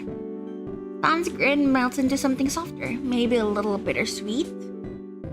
My brother wanted to drag me off on a trip with him. Couldn't say no, and I just couldn't close the place, so I left it all to Suze.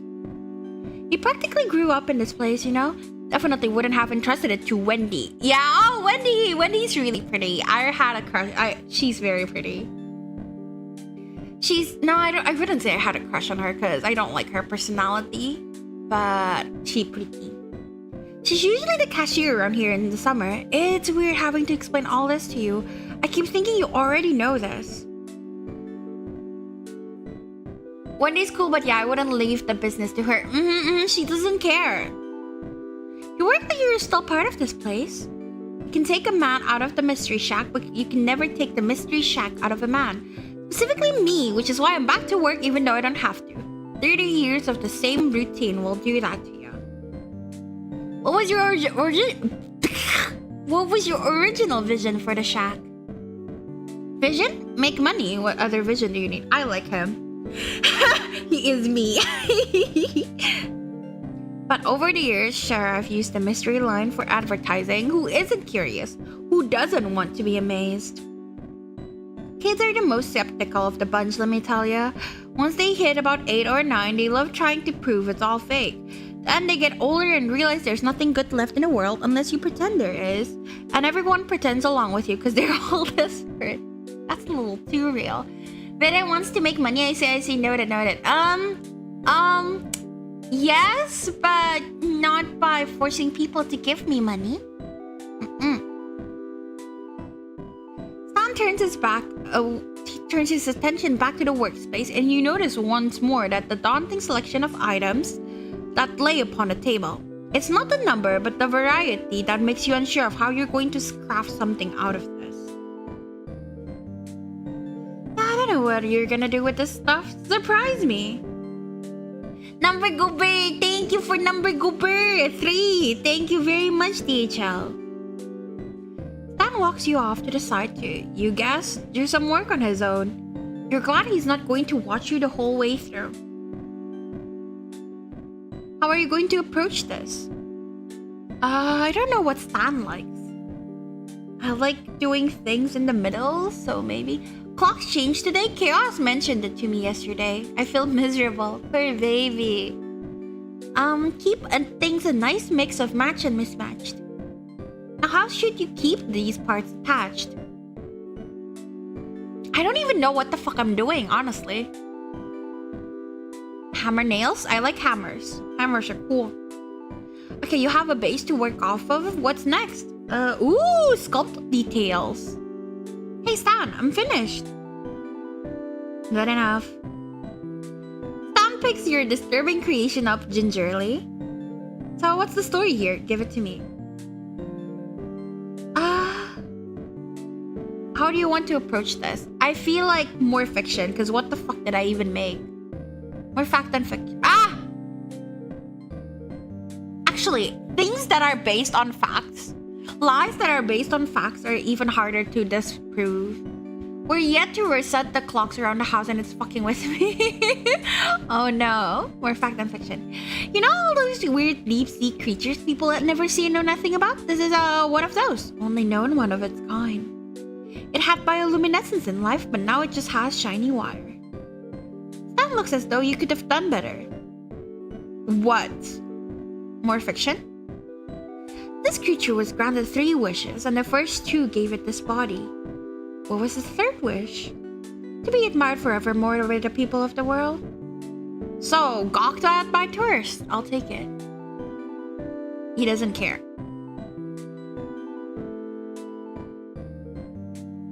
Nah! I'm gonna cheat.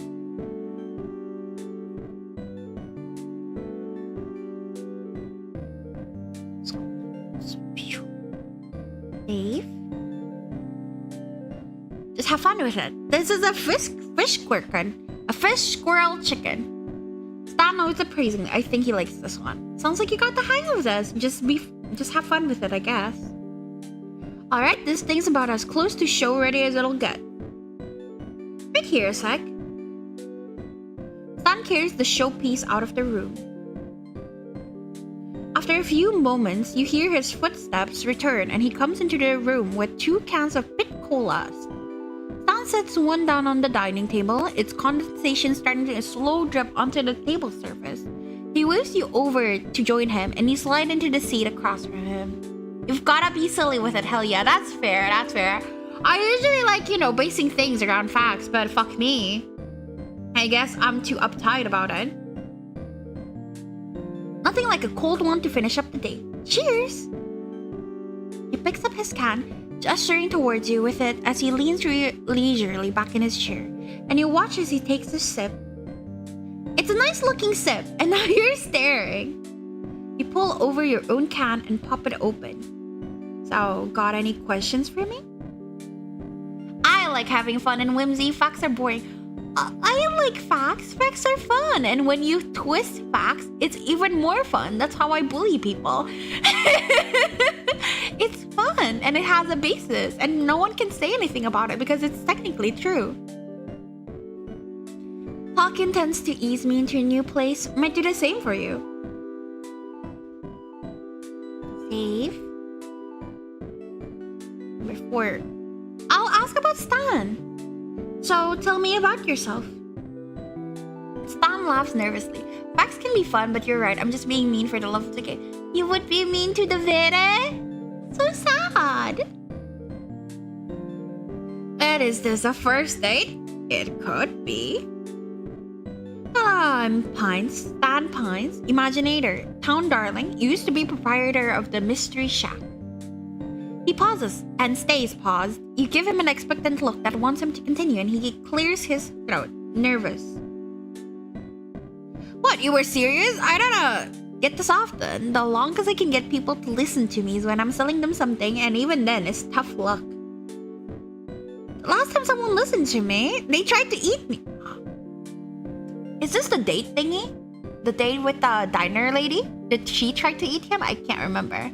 Can you believe that? I barely got much meat left on me. Damn, that Stan looks quite grunkle. Hi, Spompy, welcome. Also, I like to say fun fact and provide statements that are believable but false. I think it's funny. I always clarify. I'm joking after. As long as you clarify, I don't think that's a problem at all. Thank you for the 3 stream streaks, Pompey. Also, sorry for being mean. Video will stop. No, baby. It's okay. It was the spider lady? I don't remember. I only remember he went on a date with the diner lady. That's it. And keep going. You can't just end there. Stan gives an uncertain smile, which becomes a full-on grin when he laughs. Alright, I'll tell ya. There's this irresistible thing called revenge. Stan tells you a tale of a road trip, a mountain full of mummies, and a woman who was secretly a spider. Interesting, so you were right. You don't believe a word of it, but find yourself enjoying it anyway. Stan knows how to hold his audience in a decent suspense, and he seems to light up whenever you laugh at the right parts, grinning along with you. That's kind of cute. That's really cute. And that's cute.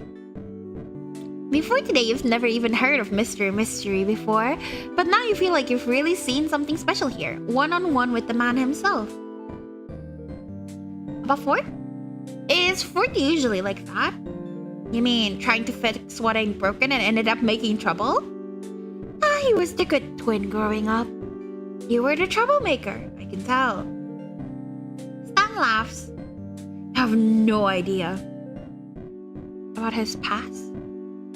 You're really interested in me, huh? Or do you ask everyone these kind of questions? I'm mainly interested in you. I unlocked the secret dating bits! Alright, ever heard of smuggling pugs? No. What the fuck are smuggling pugs? Exactly. That's because everyone in the business is good at keeping secrets. Really good. Okay, what about yes? Okay, I am great. So why am I telling you now? I'm out of the business. I don't care. This absolutely isn't so that if the authorities question you, you'll give false information that leads them off my trail. Right. Stan loads you up with false information that may or may not contain kernels of truth within them. It's surprisingly hard to tell whether the crazier parts are the embellishment or the real deal. Wawa! Hi! How you doing today? Did you wake up? No, yes, I'm stupid. Wait, did you even sleep? Wawa? I hope you did. But the exhibits? The showroom already seemed full when I saw it earlier. Why make more? Tourists love variety. Put up a sign advertising a new attraction and they'll come pouring through the doors. When I started this place, I didn't think I'd, like making these. It used to be just another thing that made me money. Now I'm stuck with it. Guess 30-something years of a routine will do that to a man. I'm back from English class, left 5 hours. Yeah! I hope you get more sleep later when you come back home. Warden has always been Wawa for me. But that's just because it's a nickname I make. Stan sounds gruff, but it's a fun gruffness. 6-year-old says keeping a familiar habit helps too, so I've kept it up.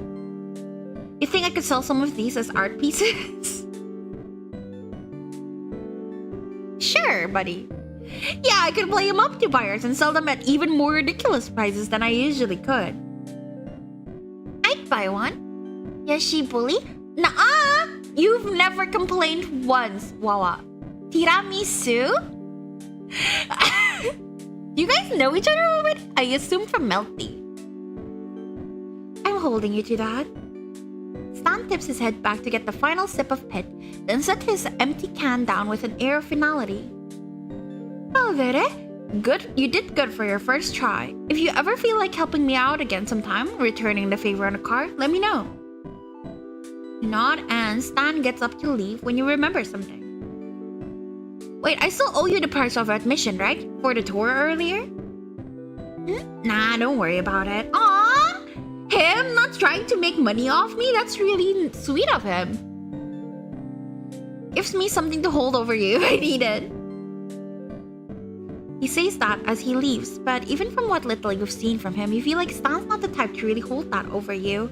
At least not for anything serious. The tourist trap might have more to offer you than you thought. Stan makes that smug Roblox ass face. I have no idea. I don't play Roblox at all. I'm sorry, tiramisu. Tiramisu sounds cute! You don't like tiramisu, Tairitsu? Why? Tiramisu is so cute. I love tiramisu. Love meter. It's like you were made for each other. Can you give me dating tips? You're good at this. I know I am. You wake up to a loud crash downstairs. Not entirely uncommon in this house. You're quickly finding out, but still disconcerting. I also don't like eating tiramisu.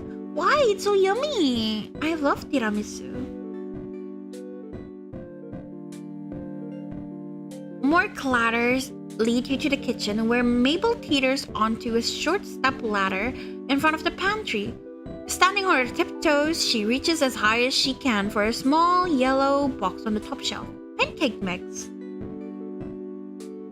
Without a word, you go to her side and pluck the box from the shelf, placing it into her outstretched hand. Oh, Vera, thank you! Grunkle Stan put it on the top shelf for some reason, but need some Mabel cakes.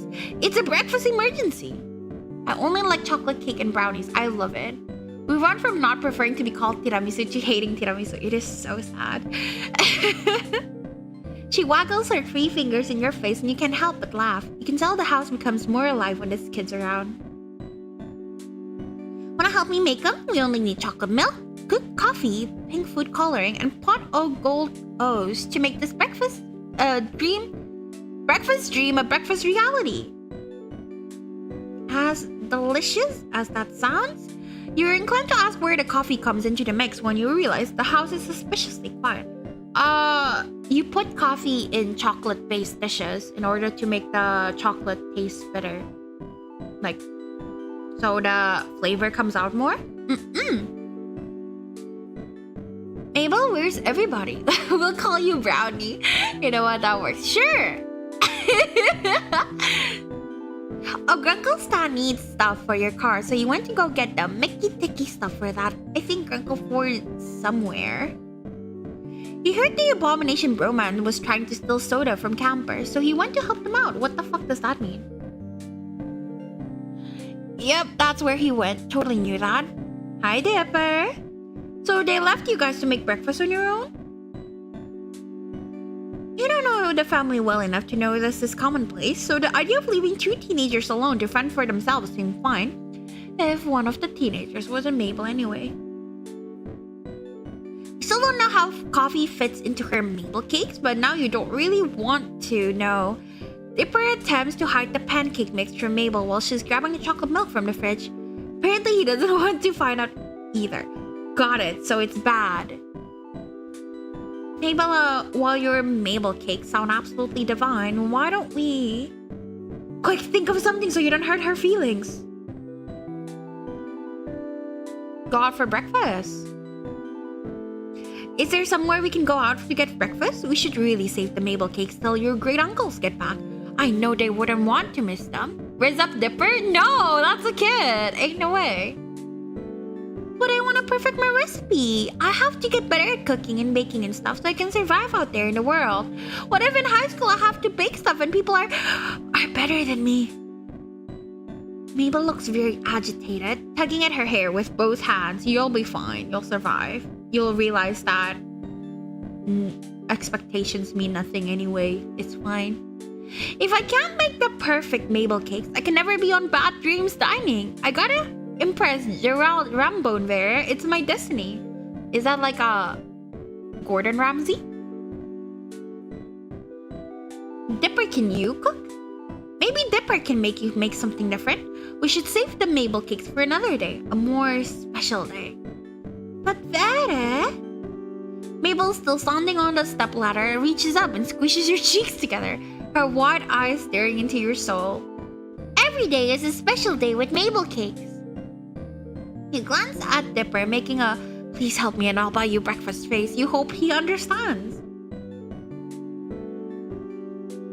Yeah, Mabel, I know you want to cook more since you're becoming an adult.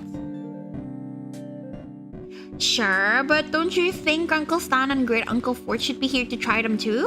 And not just me? Again?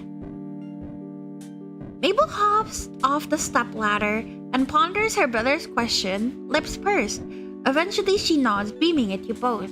I love her. She's so silly. Shout out Whimsy. Shout out to Whimsy. I love her. She's a good girl. You're right, Dipper. I can't deny them that experience. You give Dipper a thankful smile over Mabel's head as she puts the ingredients back in the refrigerator. He grins back at you, rubbing the back of his neck. You wonder if he got that from one of his grunkles. That's clever now that you think about it. Great plus uncle to make grunkle. Saves time on syllables. Also, that's not like an actual word. I thought it was. It's kind of ugly. Then I gotta use that Mabel tech and carry stepladder everywhere so she can reach for stuff on her own. Stay in the pocket, Wawa. Shut up and stay in the pocket. E.T. baby. We should go to Greasy's. They have some of the best pancakes there with like 3 different kinds of syrup if you ask Lady Susan nicely. Yeah, it's not super far. Let's go.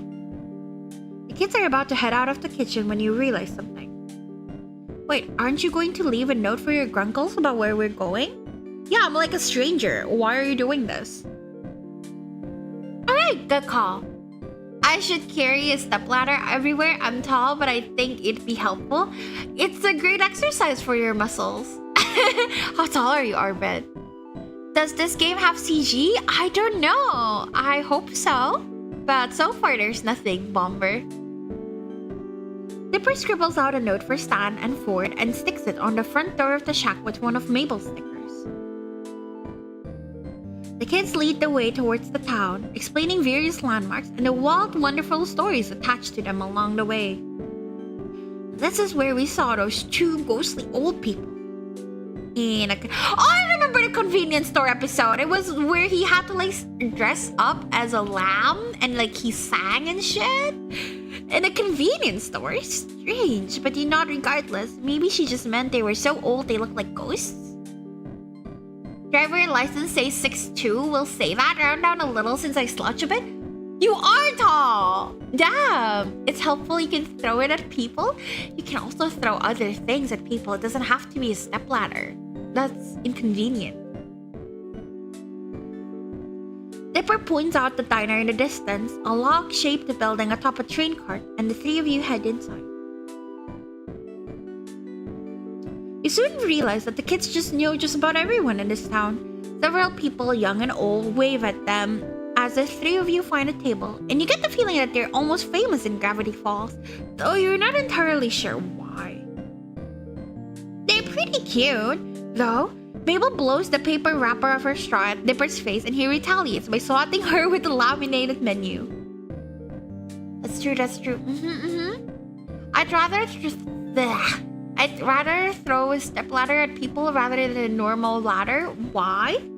Why do you feel the need to throw a stepladder specifically? An elderly woman in a pastel pink waitress dress comes up to the table, and you catch the name on her tag, Susan.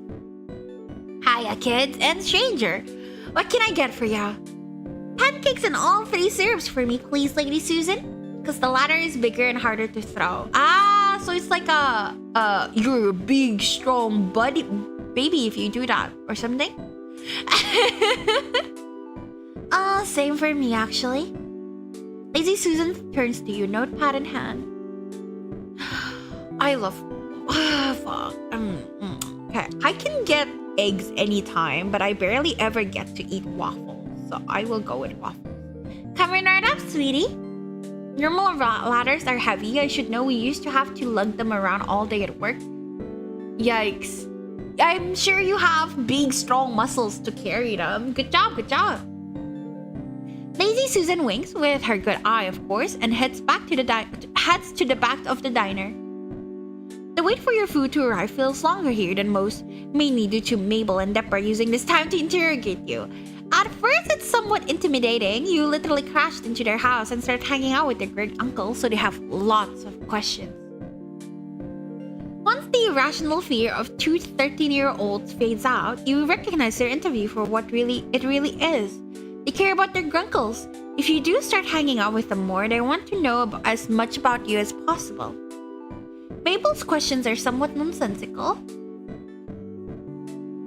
Why do you want a job involving ladders, Wawa? So if you were stranded on a deserted island with no boat, no cheating, what would you take with you? While Dippers are more careful and calculated. What were you doing before you came here? School? Work? Both? Neither? Did you know about Gravity Falls before you crashed into the shack?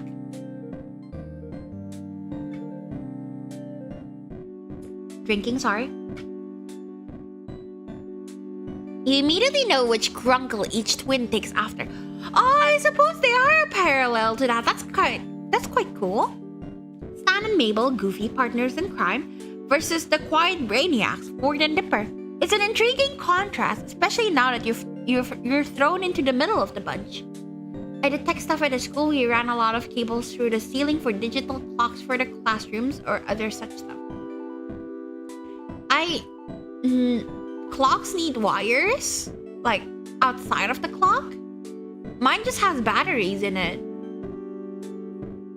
But as the twins race to see which syrup bottle drips into their mouths the fastest, Dipper's blueberry syrup beats Mabel's classic maple by half a millisecond. You swear on it. You know that these kids do a lot more for their great uncles than just be cute counterparts.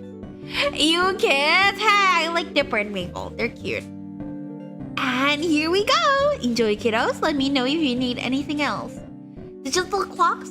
What's the difference? It's just numbers instead of the circle thingy. Oh, to have them synchronized throughout the high school. I see. Since digital, they need power.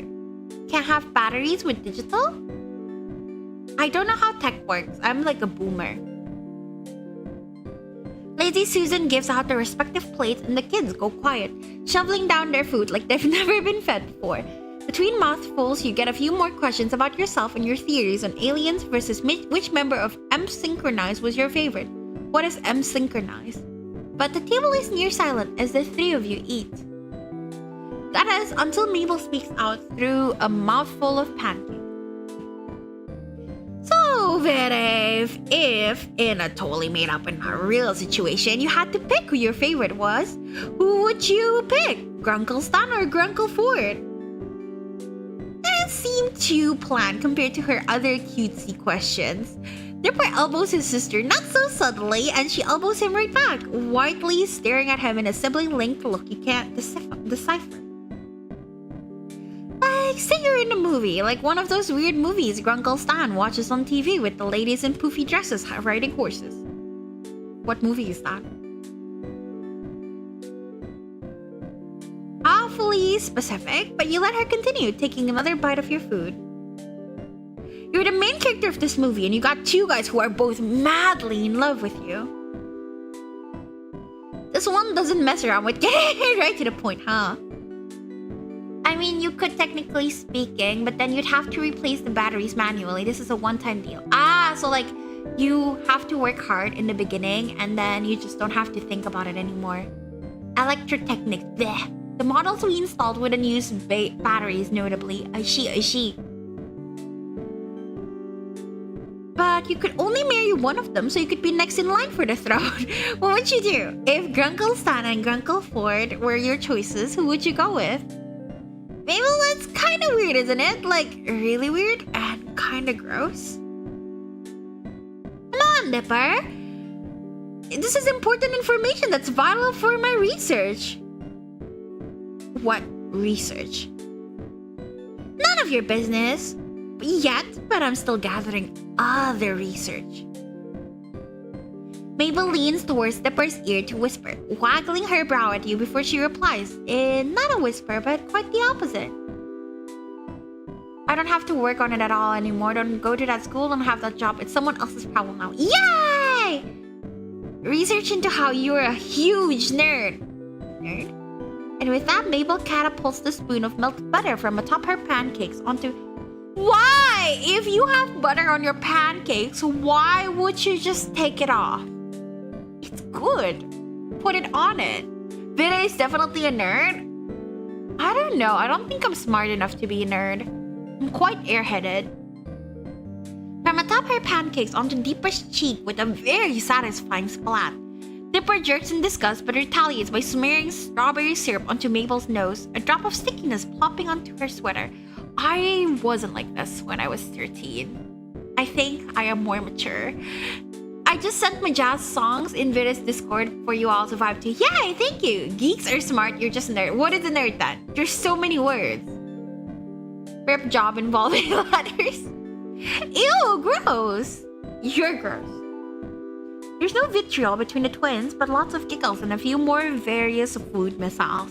Eventually, syrup streaks Mabel's cheekbones and some of her hair, and Dipper has a small piece of pancake stuck on his face. You guys are dorks.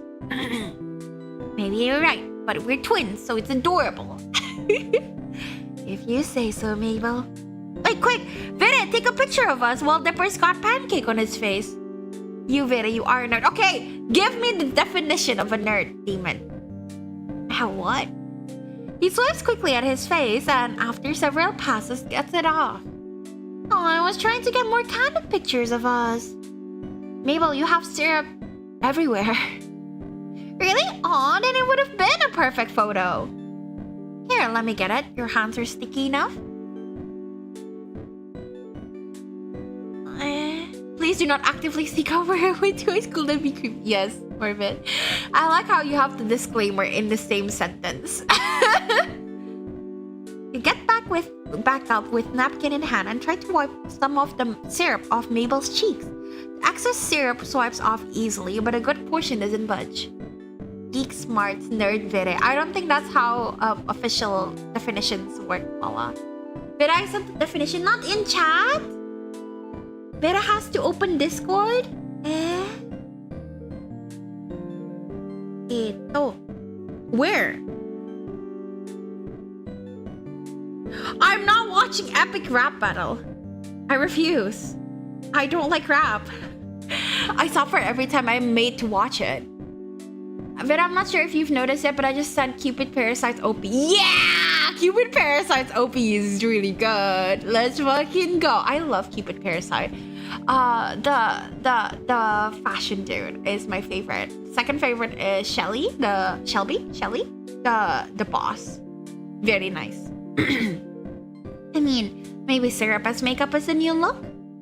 That's one word for it, kid.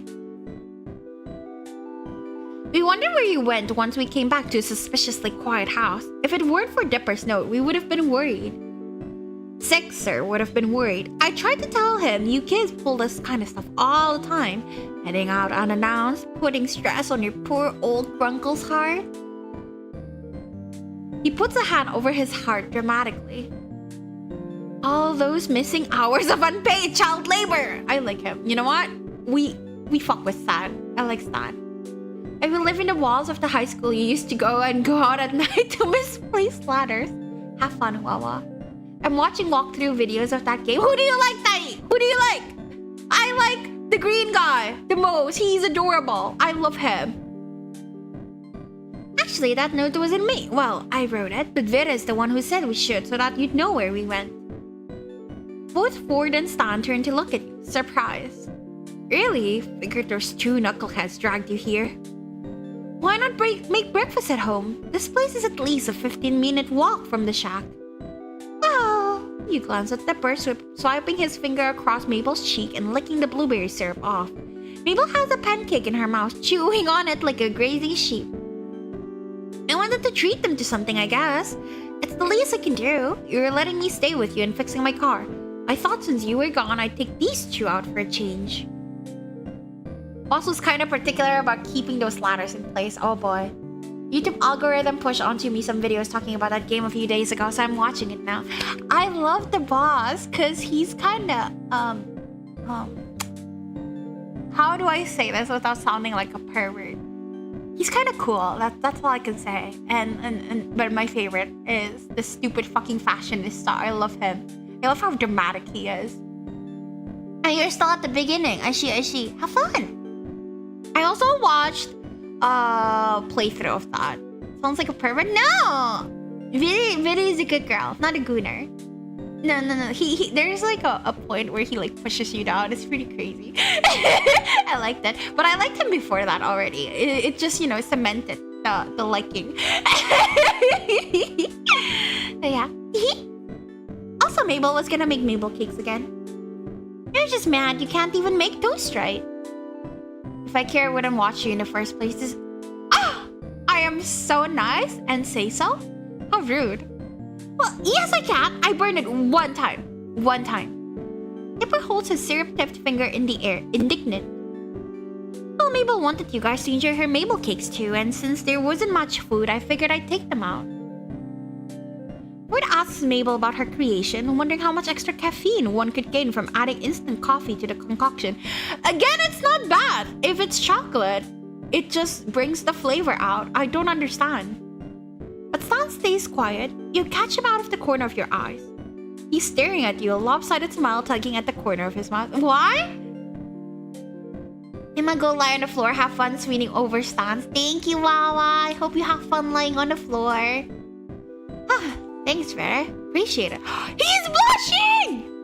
Guys, we're winning. He's blushing. That's crazy. Oh, no problem at all. You smile warmly at Stan despite the heat spreading over your cheeks, but he's rubbing the back of his neck, looking down to his feet. Mabel throws a theatrical wink your way. You're not sure why. Well, kid, if you're paying, scoot over, Dipper. I want breakfast too. Really? Stanley's at least 12:30 now. Uncle Ford, that means it's time for brunch. Duh.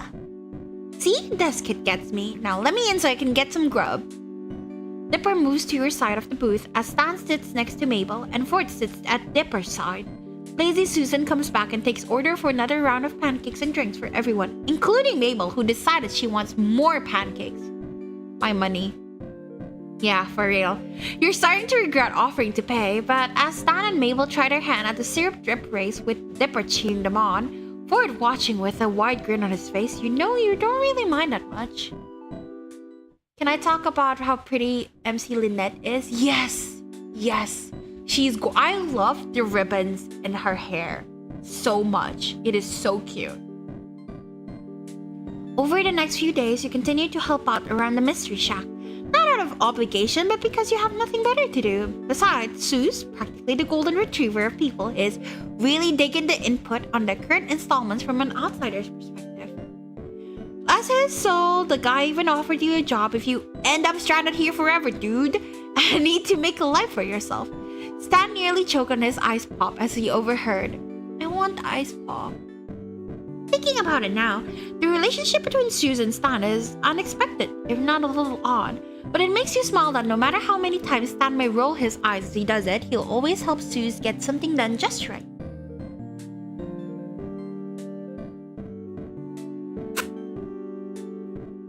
Drinking, sorry. Showered and dressed, you go outside as per usual but don't see anyone. After a few minutes search, you find Stan standing with his back to you in one of the exhibit rooms, admiring the weird and wonderful animal amalgamates he's collected for his tourist trap, hand at his chin in thought. Alan and Ryuki Loki slay. I think Ryuki is the one I like. Is Ryuki the green one? Ryuki might be the one I like. I believe I like Alan's voice actor, though I don't remember who it is. Am I interrupting something important between you and the Gusurki? Stan turns around at your voice, smiling. Oh, you need something? You have any plans for tonight? He mulls your question over for a few moments, giving you an assessing look up and down. Yeah, Ryuki is the green guy. Yeah! My boy! Hi, Kwong! How you doing? I'm playing a dating sim of dating the uncles in Gravity Falls. Yeah! I've got a couple errands to run. Why, you want to tag along? Let's see. Thank you for checking in. Hi, Demi. How you doing? Sounds like fun. Alright, I'm heading out. Oh wait, only if you need a partner in crime? Ah, I knew he would like that more. My day is ruined and my disappointment is unmeasurable. Why? Stan blinks in surprise. What are you, a psychic? Wait, really? It was just a figure of speech, but you guess you should have known better. Alright, I'm heading out in a couple of hours. Meet me out front. Pretty exhausted? I just woke up. It's only 2010. What do you mean you just woke up? You were streaming earlier. I was watching your stream. What do you mean you just woke up? A couple of hours, but... No buts, Vera. You can't rush this stuff. Trust me. Okay, sure. Not ominous at all, Stan. Yeah, meet me out front if you think you can handle it. He turns to go but stops for a second and then turns back. Oh, and we're black. Something you don't mind getting dirty. And before you can ask why, he's gone into the depths of the shack. I have been sleeping. I ended stream at like 5:42. Ah, you ended stream not long after I started streaming. Not long before I started streaming. I see. I hope you had a fun stream. Did you? A couple hours turn into a handful, which you pass by watching some TV, with Mabel and Dipper and dozing off. You have no idea what kind of satellite they get out here, but the shows on now are some of the most bizarre programming you've ever seen. Once you've had enough of waiting, you change into your darkest clothes and sit out on the front steps of the shack, watching as the sun starts to sink past the trees. It's cloudy and unusually warm for this time of day, but there's a nice breeze out. It's strange that these errands need to happen so late in the day. Considering the things you've gathered about his criminal past, however, how did you know? I didn't know shit. Maybe this is a typical weekday night for Stan. I had fun streaming, started getting sleepy though. I'm like 20% into the 100% completion on Yakuza. It's still crazy to me that you're going to do 100% in Yakuza. That is a lot. That is crazy. Yakuza has a lot of shit in it. 20% is big. The screen door creaks and out came Stan, dressed all in black and just like you are, with a lumpy duffel bag under one arm and a briefcase in the other hand. Are we breaking in somewhere? I saved 900 points for this? What? As he's about to speak, a sudden gust of wind comes along and ruffles his hair, and he smooths it down irritatedly before regaining his cool and nodding at you.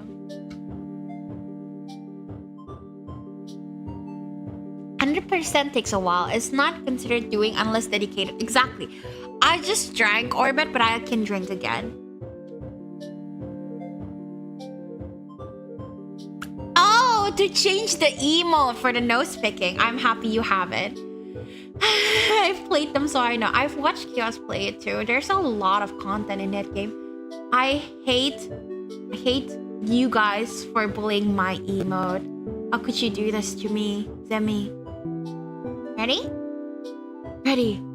I expect at least over 30 hours of gameplay for 100% completion. You also have to remember that streaming massively pads a game's runtime. So, well, at least for me. I don't know about others, but for me, it definitely does. So, yeah, it's gonna take long. How's it going, very bad since my mod wasn't here, apparently? How could you? All I know is we watched softcore on Yakuza. What does that mean, Zemi? As fun as it is to squish Vere, you get mad at me when I do it, so I haven't been. Orbit, you can do whatever you want, but in turn, I can get mad at you, but I'm not actually mad. It's fine. Add more mods, it's okay. Modifying emotes, I see. No bully. It's okay, Hazi, I'm kidding. Have fun. Have fun! I was kidding! We're currently dating the Stan. The sleazeball one. Yeah. You slide into the passenger seat as Stan settles into the driver's seat. It takes a couple tries to start, but the engine's chugging away by the time you've got your seatbelt on. The radio stammers to life as the engine does, spitting out generic sounding rock music into the leather-scented air of the car's interior. Streaming gives it extra time because chat and other Twitch factors. Exactly. Also, how was the charity has? I hope it went well. After a moment spent adjusting mirrors and fiddling with knobs, Stan slots the gear shift into drive and pulls out of the mystery shack slot and down the road to town. Thank you for the lurk, Kwang. Oh, is this a CG? Technically it is, yeah? Radio's on and Stan taps his fingers on the steering wheel to the beat of the music while he drives. So, I take it we're not making a quick trip for milk and eggs? He laughs and glances over at you. Nope. I like how there's like an uwu face on his nose. Then where are we going? It's still going. I have been multitasking between a lot of things. Yeah, I hope you have fun, Hazi. Mama, why? What did Vere do, Tay? Softcore with actress. Oh, the gravure photos. I missed that. Damn. You've seen this game before? Do you mean like Gravity Falls or this specific fan game? First stop is to see a buddy of mine, a hunter. I get all my taxidermy supplies from him. So that's where you get your parts from? This fan game? Where? I modified the forehead emote fit it. Why would you do that? Like, or would just why? I don't understand the fascination. Yeah? I just figured you got them from a local farm or something. Those girls represented me, so Zemi would do gravure. Got it.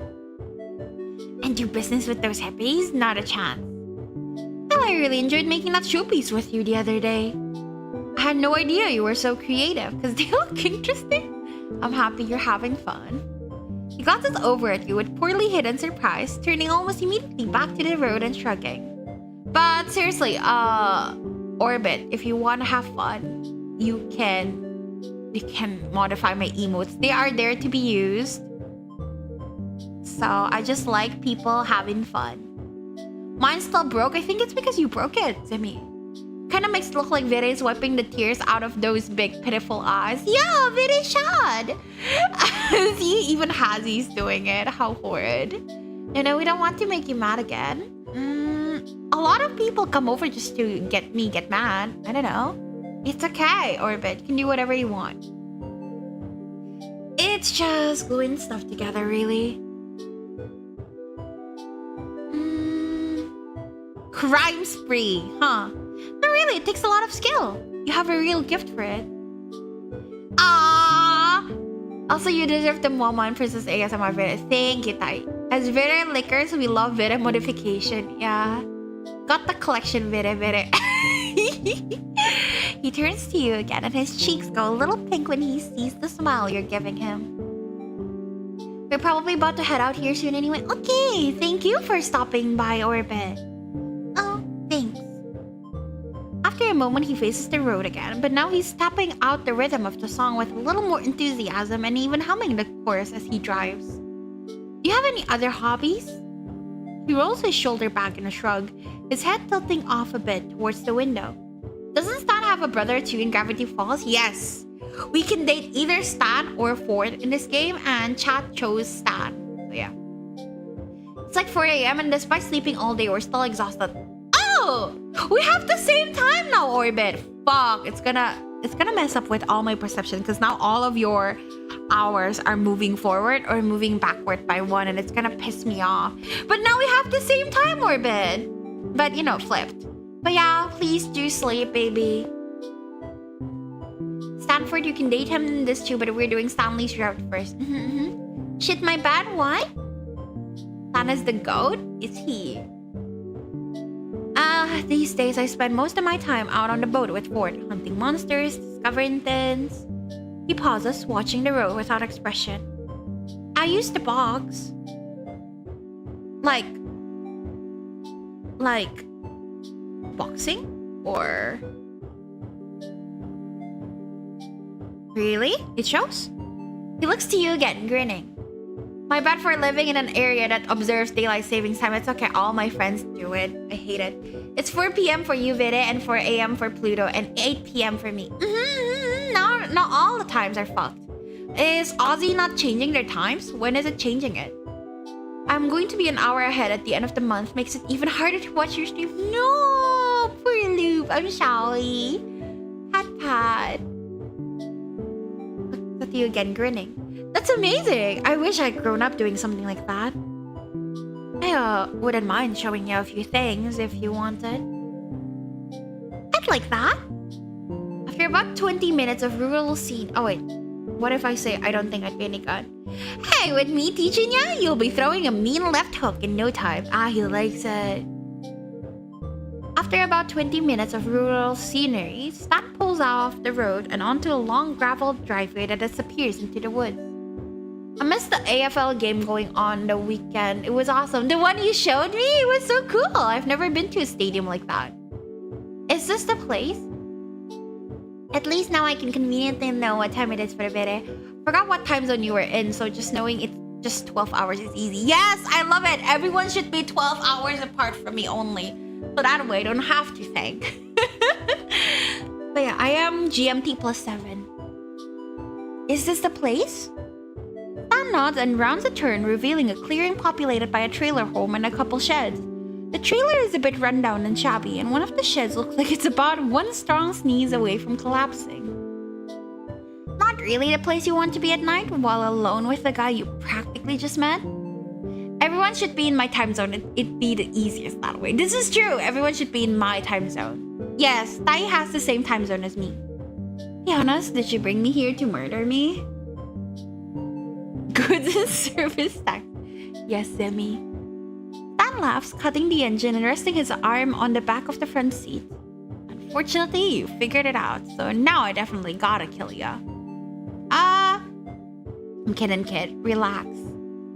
He moves to get out of the car, then turns back with a creepy blank expression on his face. Or am I?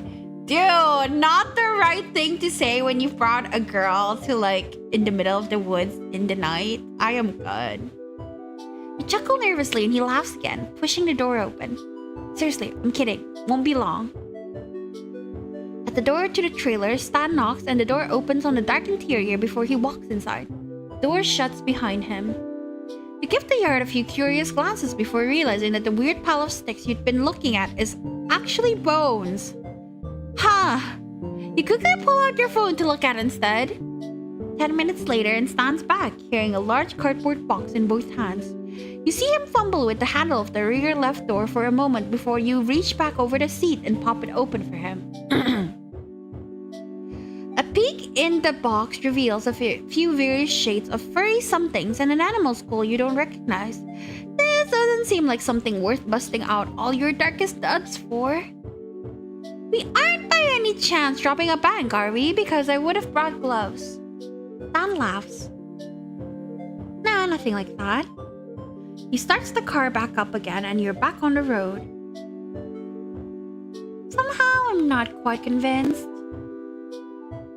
Well, who knows where the night's gonna take us? Could be legal, could be not.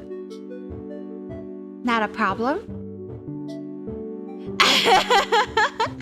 Can we swing by a jeweler? I need a new watch.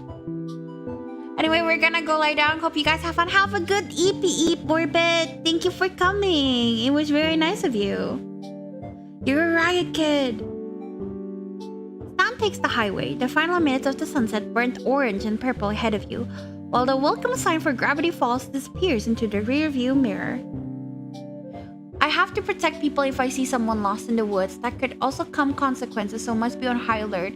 I'm very paranoid in dark areas at night. Might get stalked like last time. You got stalked, Zemi? What the fuck? What is the Zemi lore? Also, why are you in the woods? A new song comes back on the radio. Something bright and bouncy with lyrics about love, and his fingers get back to tap. In the retreating light, you can see faded patches on the rim of the steering wheel. The color worn away from decades worth of his touch. The passenger seat you sit in hasn't yet taken on the shape of someone specific. Even after all this time, the springs still feel brand new. Meanwhile, on the driver's side of the car, Stan settled easily into his seat, which fits him as well as a finely tailored jacket. You tuck your leg up under its mate, leaning back into the dark leather of the DeVille's interior, and watch cars pass and recede out of the windshield. I bet how is dating the Grunkles going? It's going great! We're on a date, and he promised not to murder me. So that is really nice of him. Yeah! I got followed one time at night. I was still in high school. That is scary. I'm so upset that you had to go through that, Zemi. I'm sorry. After a few minutes of music-backed silence, you feel like breaking it. Ask about his car. I feel like he would like it. That's what car dirt's like. Oh, the Stan mobile here? Yeah, insane Zemi lore, bro. Stan pats the dashboard. Okay, what if I say ask about him? Does not care. Tell a joke.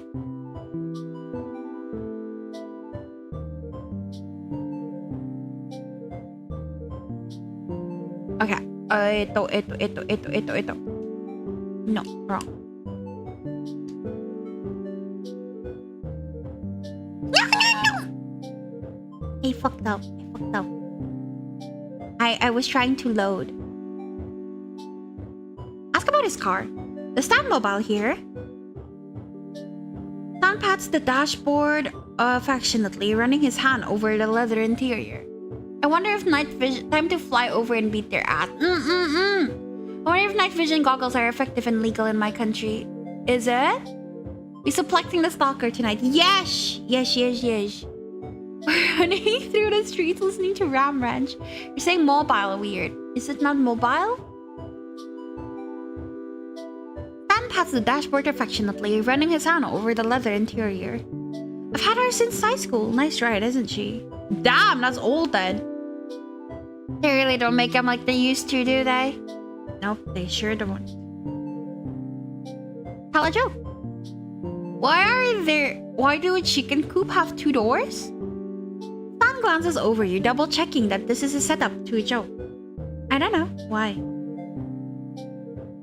Because if they had 4 doors, they'd be chicken set. I can't say that word. Sedans? The car. Yes. Say Stan mobile. It's mobile though. Is it just a homonym? Mobile by itself is pronounced Stan mobile. Yeah, I wasn't sure, but I see. Love Sting Caramel Danson driving on the highway. I love Caramel Danson. Sedans, yeah? Hate it. Stan laughs. That's pretty good. He thinks for a minute, presumably to come up with a joke on his own. Alright, a blonde walks into the bank in New York City.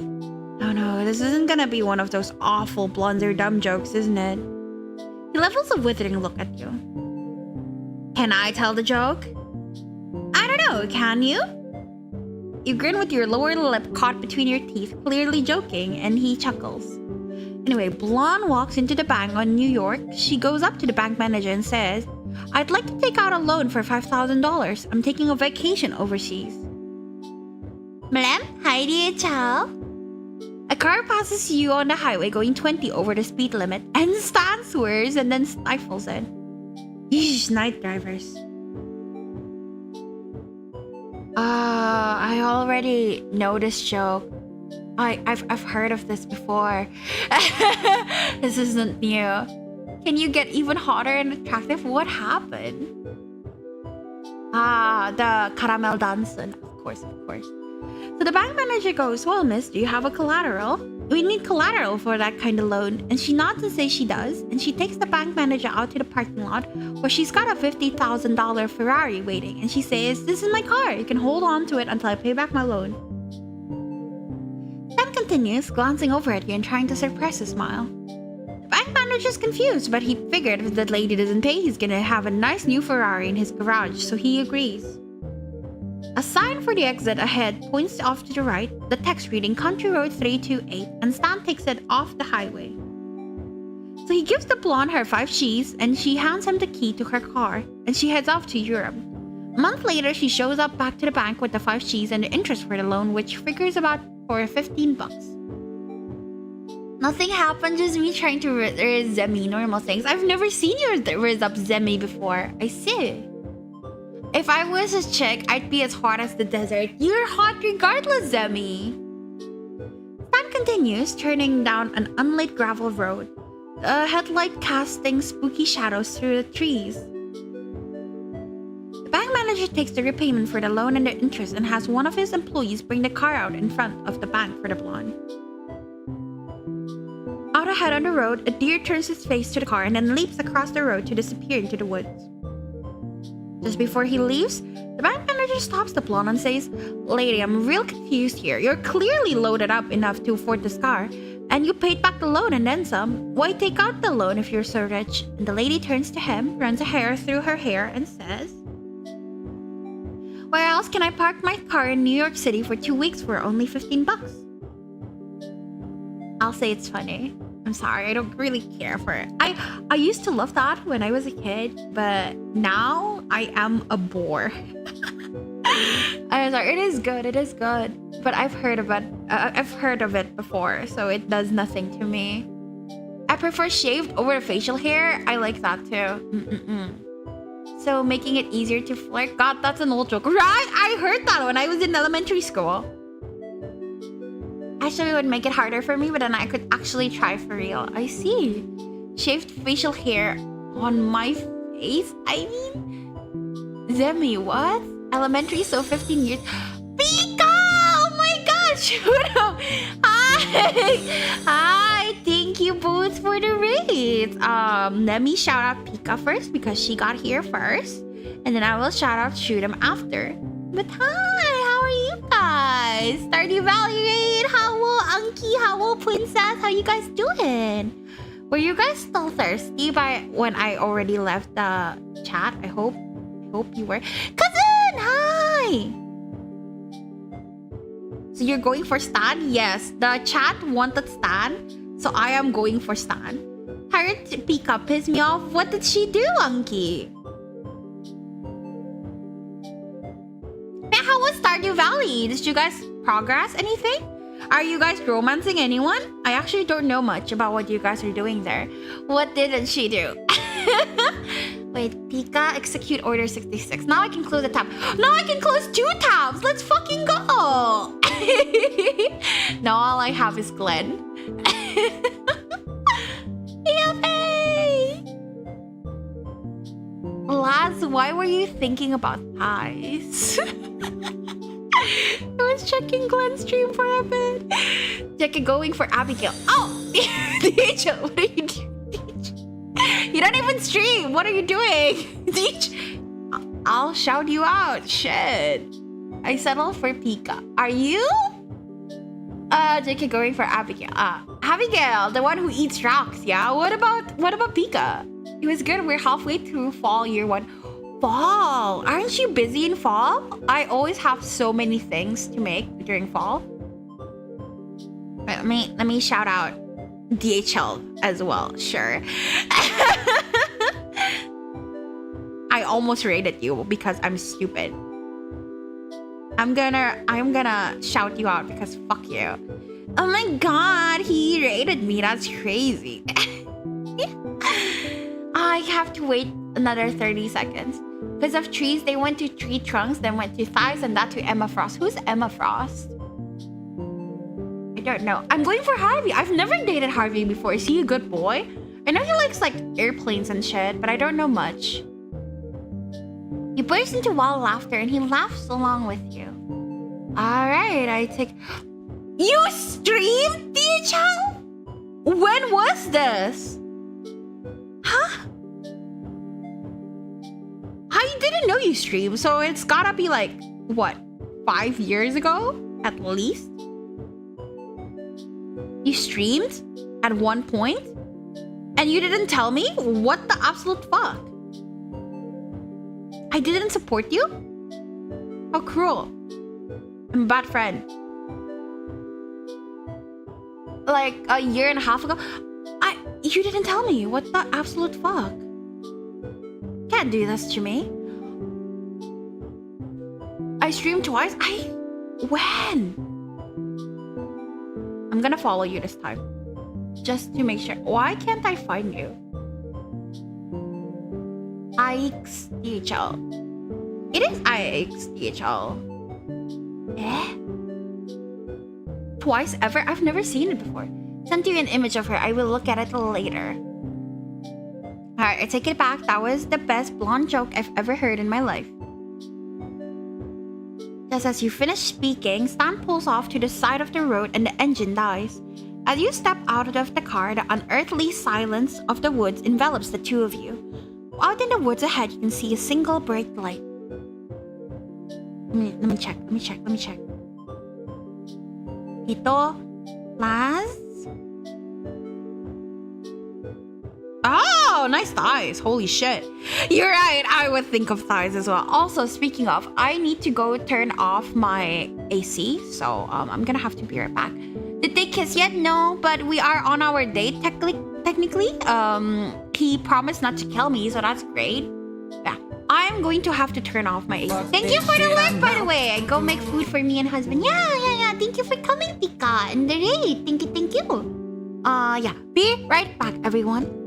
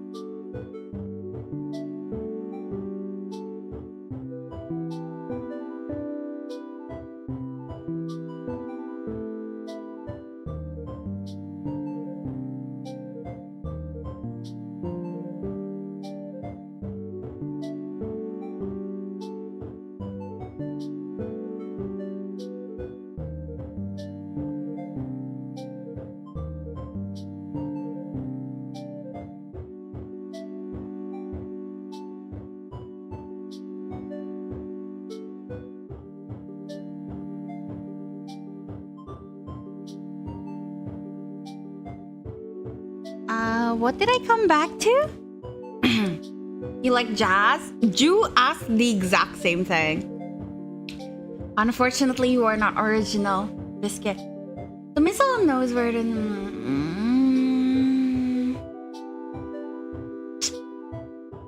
Okay, DHL. I've already sent some jazz songs to Invita's Discord for everyone to vibe to. Yes, exactly. DHL just does that. He's very random, I would say. I've gotten 3 rates today. That's kind of insane. I'm very, very thankful.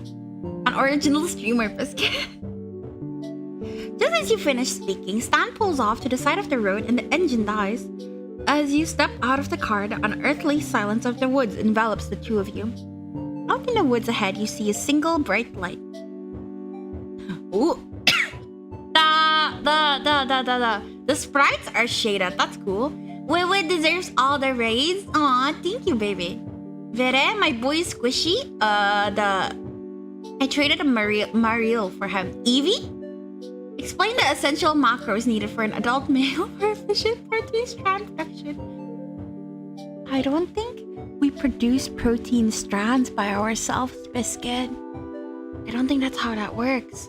I might be dumb, though, so who knows? Your Lucky Demon's favorite VTubers were streaming when he was about to end stream. I don't mind. I genuinely do not mind. Please raid whoever you want. I am very thankful regardless. Is this the place? Just about. You follow him back towards the trunk, which he opens quietly and slowly, frowning as it squeaks. What are we doing here? I traded a Squishmallow. Oh, it's a Squishmallow! Oh, 20-inch Eevee is crazy. It sounds big. You might not guess it looking at me, but I got a thing. The two of you stare at each other for a moment, and he looks a little nervous. For art. Aww! I like art, guys.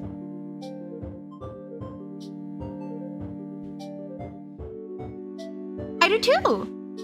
He brightens, smiling in the dim haze of the trunk light. Well, this jump up this hill has one by this artist, Gustav Kloening. Snuck it from out under me at an auction. I've been trying to buy it off of him for years, but the jerk won't sell no matter how much I offer him. And trust me, you meet this guy, you know it's out of spite. So we're stealing it. You got it, kid. I got a Teddy Ursa. Ah! Vere? Yes, what? Biscuit? Am I wrong? I don't know. I didn't pay attention in class. Not exactly adult male, more like everyone in general. Do you produce? Yeah, now I gotta know. Sorry, I don't pay attention. Whenever people talk about things I cannot see, I just snooze. Let me Google that. Actually, I'm curious. Piss is stored in the balls? Yes, it is. I guess it counts. You're right. DNAs and RNAs count as protein strands. I'm fucking stupid. You're right. I thought you meant like protein, like the thing that bulks you up, and that is it. I'm stupid. No. If we meant we're talking about all proteins, then yeah, I'm fucking stupid. This is why I always fail in biology. My bad. I see. They do teach me this in biology. What do you mean? Every country teaches things differently. And then I'm on demon time, y'all. I see. Proteins are micronutrients, aren't they?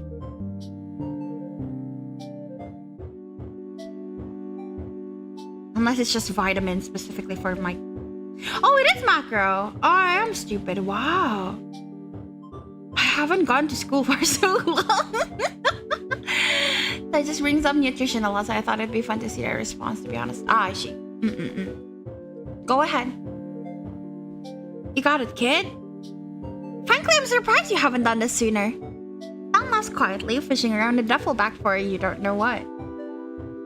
Wait till you see it. It's a masterpiece. I've been waiting 6 months for him to go out of town. Here, take these. He pulls a pair of gloves from the bag, handing them to you. When you slide them on, they fit almost perfectly. I guess your size right? That's crazy. You nod, wiggling your fingers. Stan chuckles, pulling on a pair of his own, a set of black leather driving gloves with silver snap closures that glint in the light from the trunk. You ready, kid? I was in health for a while in the training zone. Oh, no! I forgot about that. You're right. You're so right. I'm stupid. Please teach me. I'm clearly not good. Whenever, like, I'm in biology class, like, I just zone out. I just kind of zone out. Especially, I still don't know where the fuck the stomach is located. Every time I see a diagram for, like, the human innards, I just, like, zone out. I also took like an endocrinology class because I was interested in hormones and how it functions, especially regarding to the brain and stuff. And I regret it because I just zoned out. I didn't even study.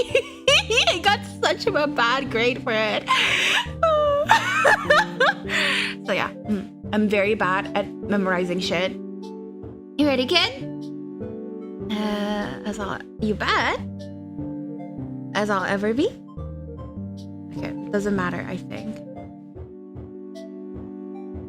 Stan tucks a few things into the inner pockets of his jacket that you can't see in the low light. And with the trunk shut, just as quietly as it was open, you follow him up into the woods towards the distant light. Hormones. Am I saying it wrong? Hormones. Yeah? No? As you near, the porch takes shape within the light's glow. Behind it, the dark shape of a protein... sorry, I'm still thinking about it. As you can probably tell from my word slip. Still thinking about how stupid I am for not recognizing that those stuff are also proteins. I'm still thinking about it. Behind it, the dark shape of a house sits in the even darker woods. Stan leads you past the front porch and around the corner of the house to a set of stairs that appears to lead into a basement. This is my favorite part. He withdraws a small black shape from his pocket and something that looks like it might be a pen. The pen-shaped thing turns out to be a small flashlight, and he holds it in his teeth as he opens the black case to reveal a set of lockpicking tools. He can lockpick? My boy in Tokyo Debunker lockpicks. Oh my god. Wait, I need to charge. Hormones, flashlight. Flashlight. I say flashlight. Do I not? No. Am I saying it wrong? The pen shaped. Okay, you're a lucky person, kid. You get to see the artist in action. This is not. I guess it could be art. He gets to work, inserting one tool in it and wiggling it down to the bottom of the keyhole, then pulling out another and poking at the innards of the lock with it. You glance around at the darkness as he works, half expecting to get caught before you get anywhere. Then the lock clicks and Stan stands, opening the door for you with a flourish. Flashlight! That's what I said, no? That was so cool. I think lockpicking's super cool. He beams with pride and you smile politely as you step through the door in front of him. The basement is unlit. It smells like dust and mildew. The air is sour with wet dirt and mold. Bah. Stan moves past you into the dark, his little pen flashlight still lit, and leads you through a cobwebbed laundry room and towards a door across from the bottom of a set of rickety wooden stairs. Wait till you see this, kid. He picks the lock of this door just as quickly as he picked the last, and the door creaks open into a dark room with odd flooring barely lit by Stan's flashlight. Stan goes first, and as you follow him in, he hits a light switch, revealing a beautifully designed gallery with the plush scarlet carpets and gleaming wood paneling full of... Chaos made me watch a bunch of lockpicking lawyers videos. I find them funny, but there's only so much stimulation a girl can get from seeing the same thing over and over again. Paintings of sad clowns? Stan looks more excited than you've seen him yet, his arms crossed over his chest and a warm smile on his face. Can you believe that hillbilly chump has a collection like this. You shake your head slowly, still looking around the room with wide eyes. Someday all of these are gonna be mine. Come on, I'll show you the one we're here to get. Follow him to the back of the room and he stops in front of a large painting of a clown with the bright red lips and blue circles on his cheeks. His eyes outlined in black with comically large eyelashes painted on his eyelids. His neck ruff droops sadly and his costume is dingy and worn. Is this like a real thing in the show? I don't remember any clown-themed hijinks. Yes, 30,000. Good job, Lou. What do you think? I'll say it's... Okay, he doesn't like it. It's beautiful, sure. You really like this kind of thing? No kidding? I do love bread and leaner meats, Biscuit. Stan's voice is edged with hope. They're all beautifully done. It's nice to meet somebody who really appreciates these like I do.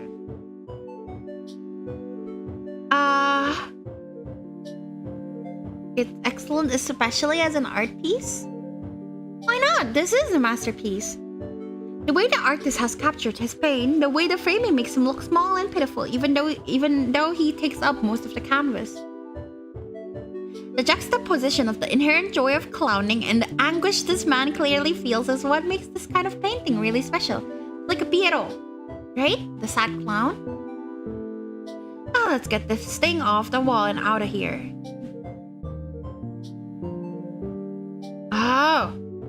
Oh, he likes it like when we're not snobbish about it.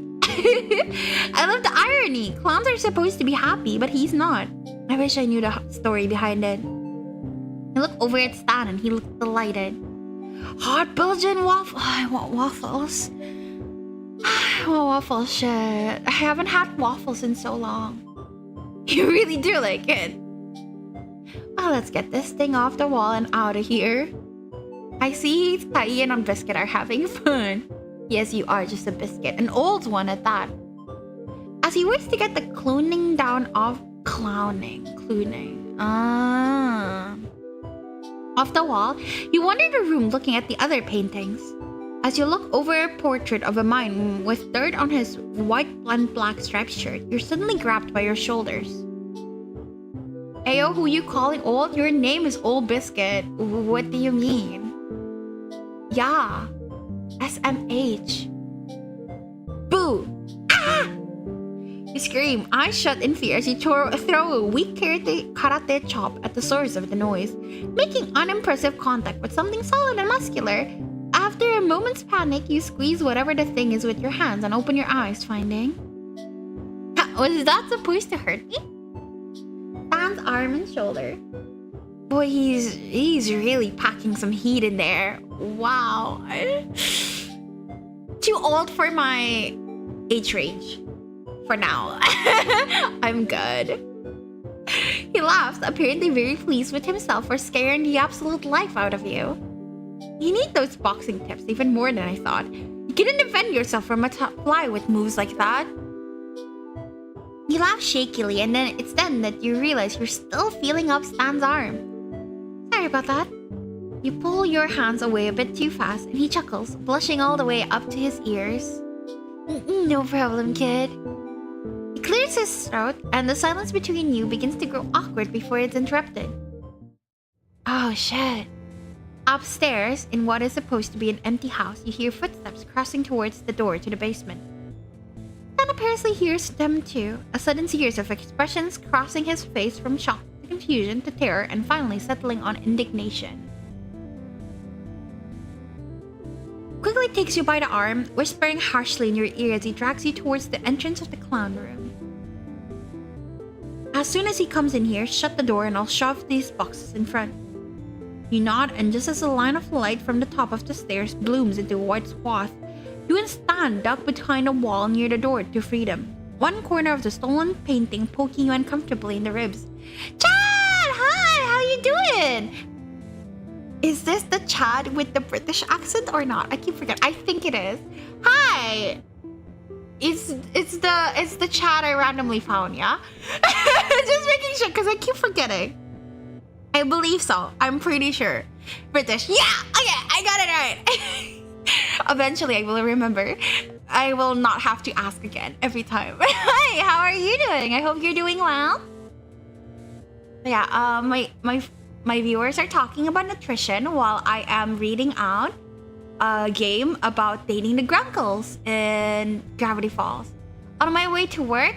I hope you have a good day at work. Thank you for coming by before you go to work. That's very nice of you. I'm still waiting on your next stream. Do you have any idea when it's gonna be? Oh, also, everyone, if you like watching Resident Evil stuff, at least that's all I've watched from him. But you know, Chad's a really good person to watch. I like them a lot. Most Asian people. I don't know. I'm pretty big for an Asian, I feel like. I picked up an... Aww! I'm sorry to hear that, Chad. I hope you get better soon. What's a Chad? The one in my stream, obviously. Isn't that a fish? Please follow Chat if you would like to. I love their streams. It brings me joy. So please help and support them as well. Isn't that a fish? I'm sorry, I don't know enough fishes to know your joke, DHL. I'm really sorry. Thank you for the pipe, baby. Who's down there?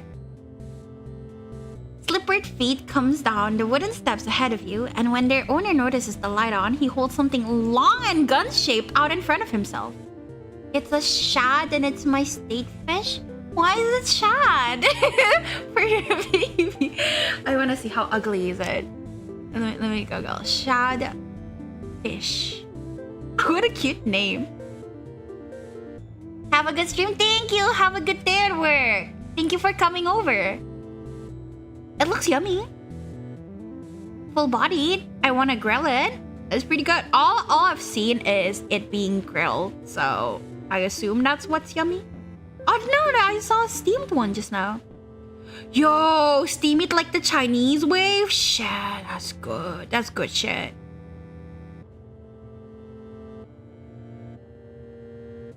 Heinz, if that's you, I swear to God, I'm really gonna shoot you this time. Gun-shaped? Gun-shaped? Gun-shaped? Gun? Gun! Stan nudges you, jabbing a thumb towards the door leading outside, and jerks his head towards it. You take a step out from behind a wall, take Stan's hand in your own, and pull him into a jog and then a run. Two of you scrambling up the concrete steps out into the cool night air as a voice shouts swears behind you. The tautog fish is delicious. What is a tautog? I'm gonna look it up right now. Doesn't sound very English.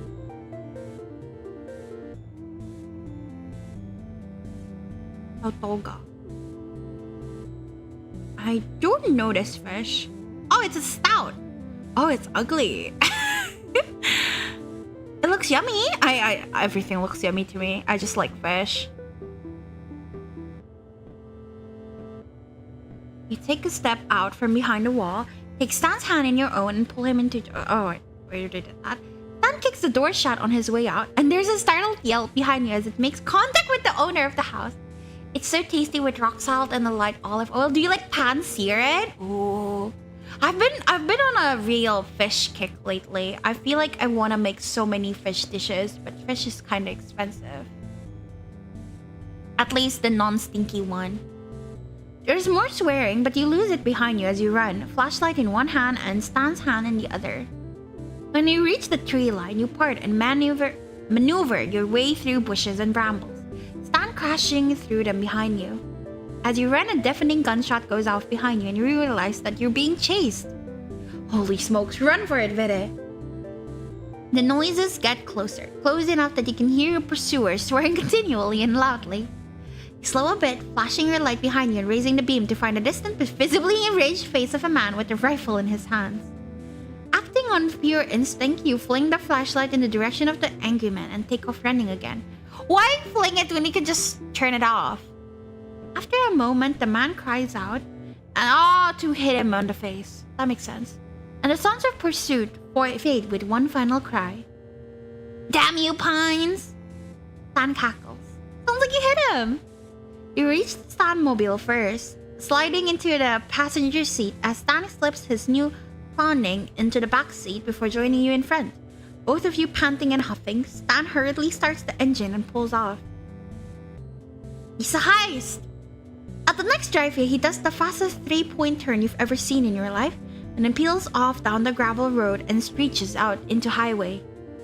Stan's quiet for a second before letting loose into wild triumphant laughter. I thought he was gonna catch me that time for sure. Did the man just shoot at us? Stan nods, still chuckling and apparently pretty pleased he didn't get hit. Lets out a long, loud sigh, his white-knuckled hands at 10 and 2 on the steering wheel. I think Chad already left. He said he wanted to go work. So yeah. But hi, Hazy, welcome back. That was holy moly. You okay, Vera? Now I wanna eat fish. I want the Chinese steamed fish with the soy sauce and the onions and garlics on top. Onion and ginger on top. I'm upset. Yes, DHL? Hi, Hazy baby.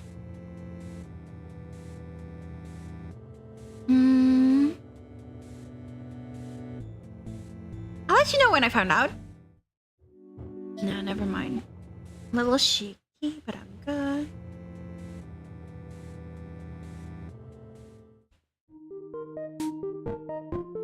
Call the caterers, I hear wedding bells. Oh, looks like this is actually working out. No. That one was shit. I don't want to do that one.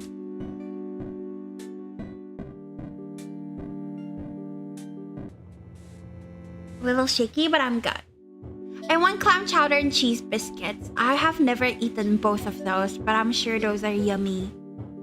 He pulls back onto the highway, back in the direction you came from, and you lapse into comfortable silence. After a while, he starts humming along with the radio, and knowing the song this time, you hum along with him. Gravity Falls welcome sign passes by again, but the route Stan's taking doesn't seem to lead back to the shack. Instead, you come to a stop outside rows and rows of used cars, a car dealership. Stan slides out of the car, withdrawing something from a pocket within the breast of his jacket. Once you get out and around to the front bumper, you can see that it's a cigar. I don't like him anymore. I don't want smoking. You mind if I smoke? What would he say if I say yes? He puts the cigar back. Oh, what a good boy! Oh, he smiles at it. I'll let him. This is a dating game after all. Thanks. I don't like smoking around the kids, you know? I'm already a bad enough influence. Thank you. He chuckles and withdraws a pack of matches from his pocket, and his face is bathed in the light of the flame. Chatty, my fucking boy? Yeah? Oh, it's a different Chad. Biscuit. It's not the Chad that played Peak. From your place a ways down the road, Stan surveys the lot, eyes sweeping back and forth until they land on what looks to be a fuse box under the dark overhang of the roof on the far side of the dealership. Have a good dinner, Tai. I'm so jealous. I'm hungry too. What are we getting? New drive belts, some spark plugs, a couple other things I can't remember the name of and aren't worth explaining. It won't take all night though, right? He shakes his head, taking a long drag from the cigar, smoke rolling off his lips and into the night. You lean back against the front bumper of the car next to him, and stuff your hands in your pockets. There isn't much light pollution on here, so the stars are bright and numerous above. We're jealous? I'm hungry. That's why. You wanna eat too. Provided your car gets fixed up, this might not turn out to be such a bad trip. You take a deep breath in through your nose, the smell of sweet, heady cigar smoke and crisp night air filling your lungs. So, how are we doing this? Gotta get rid of the lights. I doubt Bud's clever enough to have night vision cameras. He laughs a little as he speaks, smoke blowing out into the night with each individual laughs. Yes, Chad is Sir Chad Chaddington. Fun fact, Biscuit, I met Chad Chaddington YouTube because I thought I was Sir Chad Chaddington. And I was like, yo, remember me? And he's like, who the fuck's this? And that's how we met. Yeah, it was actually very fun. He's a fun dude. I should have known he had a British accent. So I didn't notice because I don't mix well. Everyone sounds the fucking same to me. So I didn't notice the British accent until he's like, did the chat you know have a British accent? And I was like, you're right. No fucking. But we finished an art heist. But yeah, they stream last time at least Resident Evil, so it was cool. He laughs a little as he speaks, smoke blowing out into the night with each individual laugh. But we cut the power to the whole place and the cameras are gonna be gone anyways.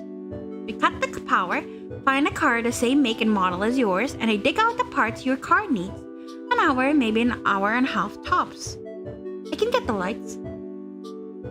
Stan turns his head and looks at you, waving away a fresh cloud of smoke as he accidentally exhales in your direction. Thank you. Theft? Yes, correct. You sure? No, but I can try if you explain it to me. I got it? No, he doesn't care. Get to the fuse box and just flip the biggest switch. Easy, like you see in the movies. The two of you stand there in silence for a few more minutes before he bends down and grins his cigar cold on the asphalt, straightening with a groan and a huff of quiet laughter. Yeah, starting to remember why I quit doing this kind of thing. You sure you're alright with this kid? You know, robbing the place? I don't like it. I think I'm too boring for him. You don't think I can do it? No, that's not it. You've been keeping up with me just fine all night. You just don't seem like you have a lot of experience here. I think I've gotten plenty of experience tonight alone. He smiles, a warm and genuine expression that ignites something fuzzy and soft inside you. You don't notice you're staring until he turns away and moves away towards the trunk. Grind's cigar did not think you'd fumble on that. It's the cigar! I don't say cigar very often. Blech.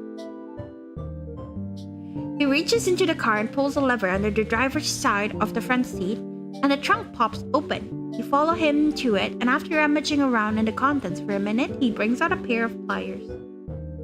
Alright, you go over and take care of the lights. I got a few things to get together.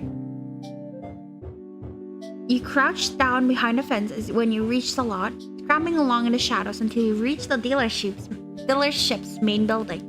With a peek over the edge, you see that the wall of the building is cast in shadow from a poorly placed streetlight. Black to you too, madame. Another peek and you spot a car the same make as yours off to the back of the lot, near a sign that says, discount section, big deals. It takes an embarrassing amount of effort to get over the fence, but you manage it and press yourself flat against the walls, inching towards the fuse box. It's locked, but you pry it open with the pliers and look over what's inside. A bunch of switches, some wires. He did say flip the biggest one. With your face pinched in concentration, you push the biggest switch in the opposite direction, and the entire property goes dark. You slip the tools into your back pocket and take a look around just to make sure the power's out. With a satisfied nod, you feel your way out into the parking lot, knocking your shins on 3 separate cars before you figure out you should probably just stop and wait for Stan. I would knock my shins. Where you at, kid? His voice isn't far away, but he isn't close either. Feel your way around an SUV, then a sedan. The gravel in the parking lot crunches under your feet, and you reflexively stare down at the ground ahead of you as your eyes slowly adjust to the darkness. Out ahead of you, a flashlight turns on and scans the lot until it finds you. Yeah. He sounds amused, probably at the way you're standing with your arms spread wide over a sleek modern sports car. Getting familiar with the merchandise, yeah? You give the car an awkward pat and make your way towards the beginning of the flashlight's beam. You see anything the same make as yours before you shut the lights off? Yeah, there's one back in the discount section. It's kind of insulting now that you think about it, really. He hands you the flashlight when you reach him and you start slowly back towards the discount cars. Time for Grand Theft Auto. Not really, because we're only stealing parts, so not the whole thing. Grand Theft Auto parts? Discount. Your car it's a classic. It's usually extremely reliable. To be perfectly honest, it's not even your fault that it's in the state it's in. It was Ford and his whatever it is. Weak. I know. I'm sorry there's no grand thefts in this game. Your deep and salty thoughts when hands suddenly grip your ribs on either side. Why grip my ribs? That's on my boobs. Gotcha. Good. You scream and throw back an elbow at whatever's got a hold of you, and you hear Stan yelp and fall in a clatter of kicked gravel and metal clanking together. He scared you again. Oh, wow, I really got you that time. Holy smokes, kid. Oh, shit. Oh, he doesn't mind. You turn the flashlight to where you heard him fall, and you find him with a hand cupped over his face, blood dribbling out from between his gloved fingers. Return the game, get your money back? No, it's a free game. Yeah, I deserve that one. Yeah. Oh shit, I didn't. I'm really sorry. Nah, I'll be alright. Just help me out. You tuck the still lit flashlight into your back pocket for a moment, reaching down and finding his hands in the dark to pull him up. Once he's on his feet, you retrieve the flashlight from your nose. As you bring the beam to Stan's face, you find him holding a handkerchief over his nose and squinting. Demand a refund anyway? You are a bad person. SMH. I would never do that. He's apparently brought a backpack with him and it's standing on the ground behind him, where he presumably dropped it when you elbowed him. No, that was a really solid hit. You got a lot of power in there. I don't know if you were just saying it to be nice earlier, but I really could show you some moves. Teach you how to direct that strength. This isn't the time you're bleeding everywhere. It's not broken, that's good. Oh my god. Ito. Load? Oh shit, it's so far away.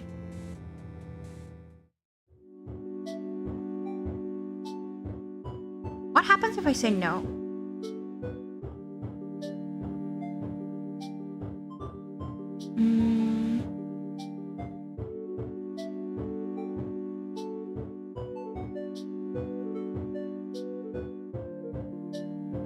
Safe. Hey, that sounds fun! He removes the hanky from his nose for a moment, gently prodding at the bridge of his nose with a finger and then frowns. Well, it's not broken, that's for sure. That's good. He laughs quietly, taking a clean corner of the handkerchief and dabbing at his nose with it, grimacing and sniffling hard when it comes back still clean. Good to go.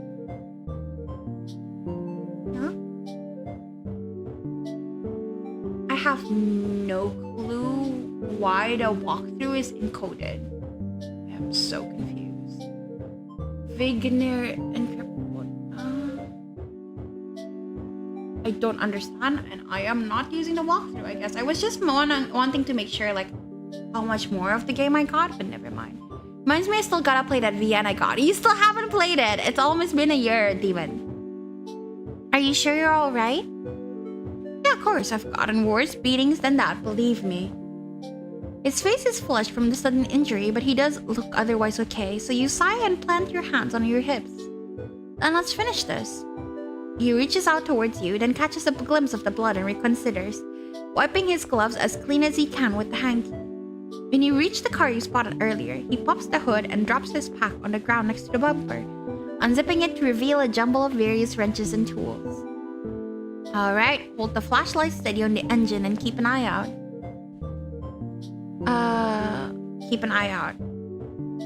It doesn't take long for him to get what he needs for your car, shutting the hood and setting his pack on it as he stuffs part into it. I'll get to it, VNs aren't super interesting to me anyway. If it's not interesting to you, I highly recommend not even streaming it, because then it'll take twice as long. I like VNs personally, but it does tire out my throat a lot to talk so much. That was quick. The parts you needed are easy to find, just takes the right... Hey, what's going on over there? Is that you, bud? The beam of a flashlight finds you both, and Stan turns around quickly, leaving the bag behind himself on the hood. Yeah? Pines, what the heck happened to your face? And what are you doing here at? Hey, are you stealing parts again? I was keeping a lookout. Does it not matter? No? Let me see something.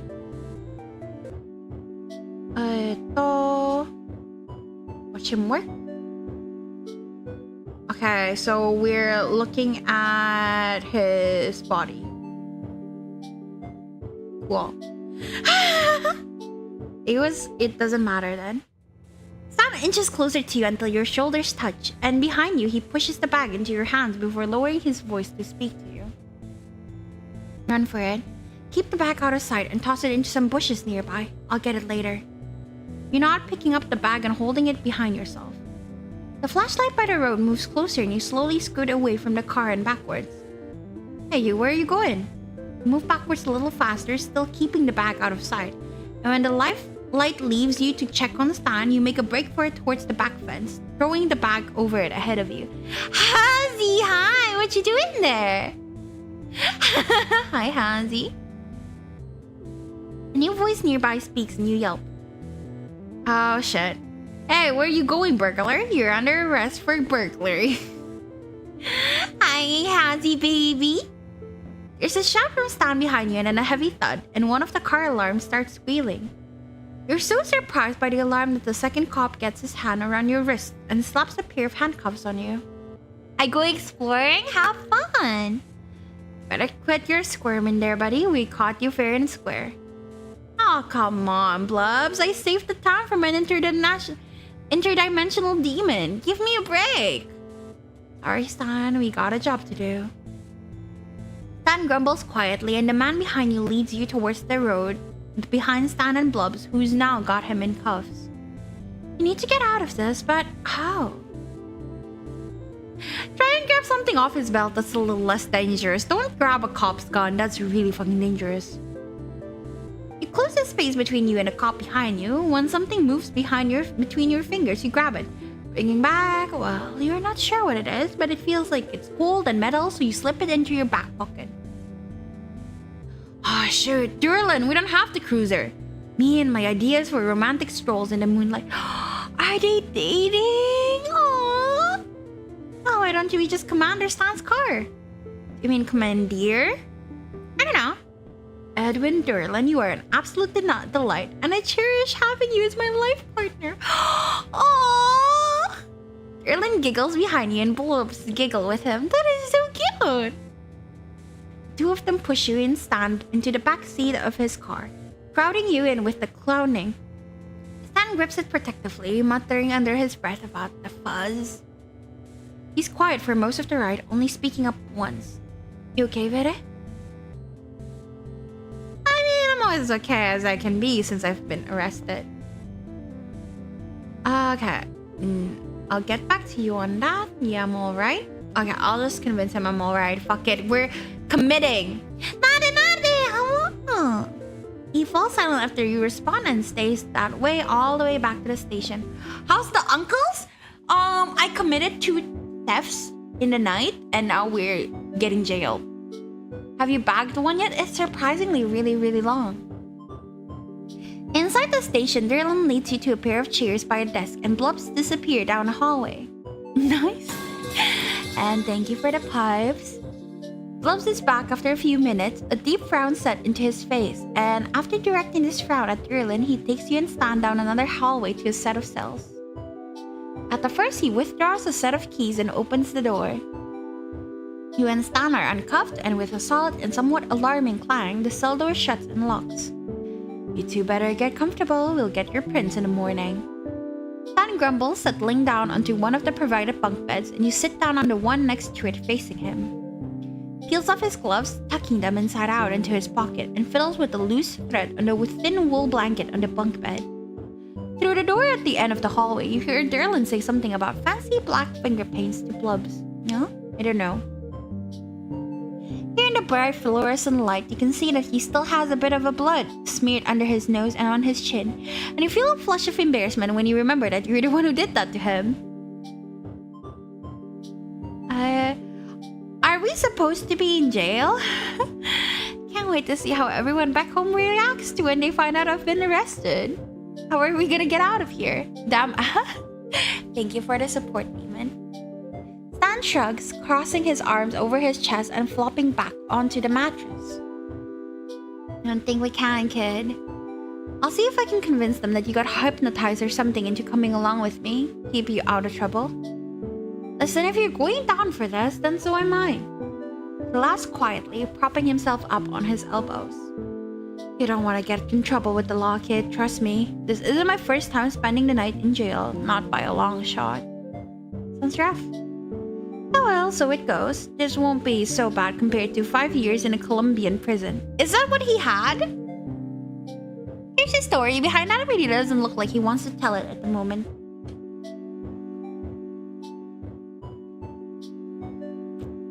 Drinking, sorry.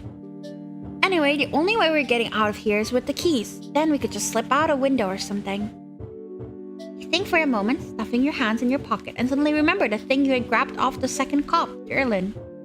Oh, hey! You jump to your feet and dig into your back pocket, withdrawing the small metal thing you stole to find out that it's a set of car keys on a plastic keepsake photofob. Stan's not looking, staring down at the floor of the cell instead. Do you think you know what to do with these? You go up the bars of the cell looking for Derlin. Hey, can you hear me out there? You dropped your car keys. The faint discussion in the other room stops, and a moment later, Derlin comes into view. Where'd you get my keepsake key fob? I've been looking for that. You hold it out through the bars with both hands. As he reaches for his key fob, you reach out to his belt with your right hand and unclip the ring of keys from his belt. He doesn't notice. How are we so good? Derlin thanks you for returning his key fob and gives both you and Stan a scrutinizing stare before heading back down the hallway and through the door. Hold the keys out in front of yourself and jingle them triumphantly. Look what I got off Derlin! Stan stares at your hand in disbelief, then at you, then at the keys, and back at you again before laughing incredulously. Vera is a criminal, no very good girl! No, this is just, I'm a victim of circumstance. Are you sure you don't have experience with this kind of thing? Stan takes the key from you, looking them over in his palm. He smiles up at you, then looks down at the keys and covers his mouth with his hand, dragging it down over his chin. Bad girl Vera, not in the... Nuh-uh, Vera's so good. Vera, yes, Hazy baby? Can't believe I've been shown up by a tourist. I'll get used to it, buddy, cause I've got skills. He looks proud, smiling up at you like you've just handed him $1 million. Hi. Wee-oo, hi! You're not asleep yet? Thank you for the hydrate, I will. Also, I would like help. Do I eat rice tonight? Or do I make pancakes?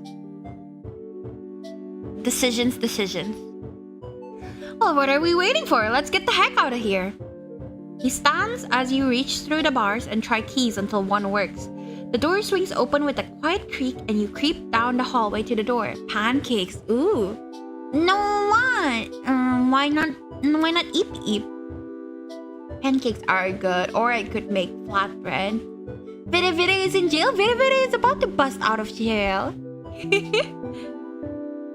He stands as you reach through the bars and try I already did that. You open it a crack, looking out into the lobby and see Blubs asleep at the front desk, Derlin not inside. Slowly you pull the door open and move into the lobby. Stan taps your shoulders and whispers low. I can use pancakes as bread. No, I don't like sweet pancake. I make pancakes sweet and I don't like it like using as like a bread because that's savory, yeah? Very about to do a prison like Slowly you pull. Okay, we did that. We gotta get my keys. You see them anywhere? You glance around and spot them next to where Blubs is asleep and drool pulling on the table. Shoot. Vera is good girl with Vera in the jail. I'm a victim of circumstance. They're conspiring against me. Pancakes and veggies. No. Ugh. Sweet and savory things do not go together. I refuse.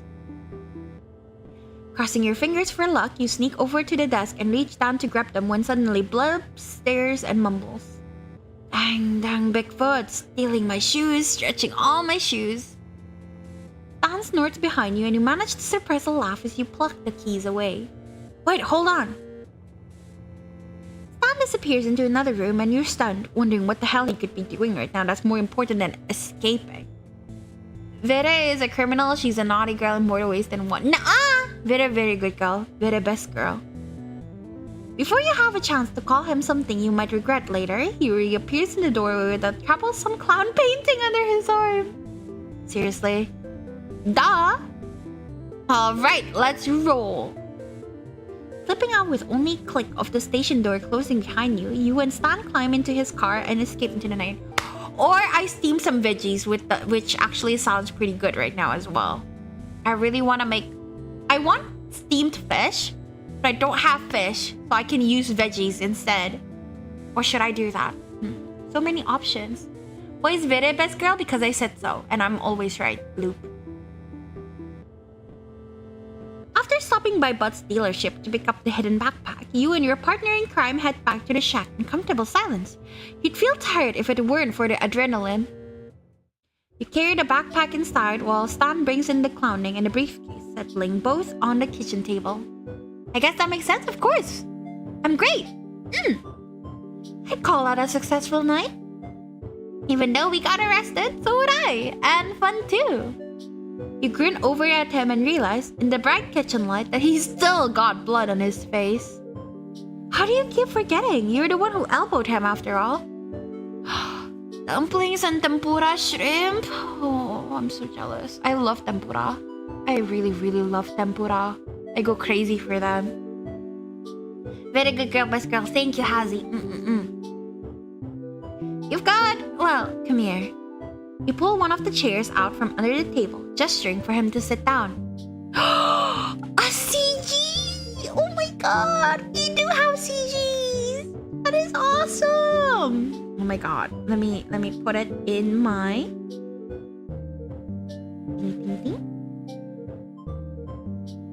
CG. Okay, cool. He looks a little weary, but obeys. Good boy. The chair's ancient metal frame creaking under his weight. You grab a couple of paper towels, turning on the faucet in the sink and wetting them. Clean him up, of course. You're taking a photo? No. I'm just showing you off, and then I was texting myself the timestamp so I can put it in a timestamp later after stream. I also do the same. I'm happy for you, Hazy. Mentally steadying yourself, you hold the side of his face and neck in your hand. With gentle pressure, you guide his head to tilt back until he's lit up fully by the overhead light. You can feel him blush under your hand, his skin heating up, and he seems too surprised to protest or even speak as you wipe the now dried blood from his face. Better drooling over older men. A little too old for my taste range, unfortunately. But, you know. He's cool. He's quite while you work, watching you with warm brown eyes rimmed by dark lashes. Can mods do timestamp? Oh, this is for YouTube. I don't know how you do timestamp for Twitch. What the fuck is this CG? He's just standing there. He's just sitting there. What's wrong with that? I could have taken care of this myself, you know? He says this, but he hasn't pulled away or made any moves to leave. I've just been listening. This is not Stan. People have different art styles. I did damage. The least I could do is clean up after myself. Anyway, you've done plenty as it is. The paper towels you have become too soiled to work with, so you toss them into the trash and go back to get a few more. Your hand returns to his cheek and you could be imagining... Oh, that's kind of cute. You could be imagining things, but it almost feels like he leans into it. He's a little puppy. That's cute. I really did have a good time with you tonight. I had no idea crime could be so fun. He smirked, avoiding your gaze. I had a good time too. Hi, Hazy, baby. Yeah, how are you doing? I hope you slept well. Hi. I am currently trying to date Stan from Gravity Falls. Yeah. You pause for a moment, realizing something. Those cops aren't gonna come after us, are they? Stan shrugs. Probably not. They're nice enough guys, but not exactly competent. Crazy sentence? At least it's not a yaoi Vatican game again. It's still better. You laugh quietly and he smirks up at you. You stand back to make sure you're finished and toss the last paper towels into the trash. You sure it's not broken? Nah, I'm fine. Don't worry about it. Your hand lingers on his cheek. Oh, more skinship equals good. Hug him. You take a fortifying deep breath and lean down, wrapping your arms around him. Thanks for the car parts. You pull away and he's got a funny look on his face. And for the good time. Oh, good night. He stares at you for a moment with that look on his face, then composes himself and gives you a goofy smile. Sleep tight, Vere. You brush your teeth and change into your pajamas, and it's not until you get into bed that you realize you're still smiling. The rush from it all hasn't completely faded, but after a while your eyes grow heavy and you drift off to sleep. Nobody back home is ever going to believe this. It's like you were made for each other. Can you give me dating tips? You're good at this. Thank you. I know. I am very good at this. It's still so long though. Like, there's still so many parts. How many days is this? Like a week maybe? I am going to go to the toilet and then I will continue this, hopefully. I am getting tired though, so I probably will do like one more day. And then I think I have to call it because I'm getting tired. But yeah, right, might be time for me to sleep. Have a good sleep, Demon. Thank you for coming. Be right back, everyone.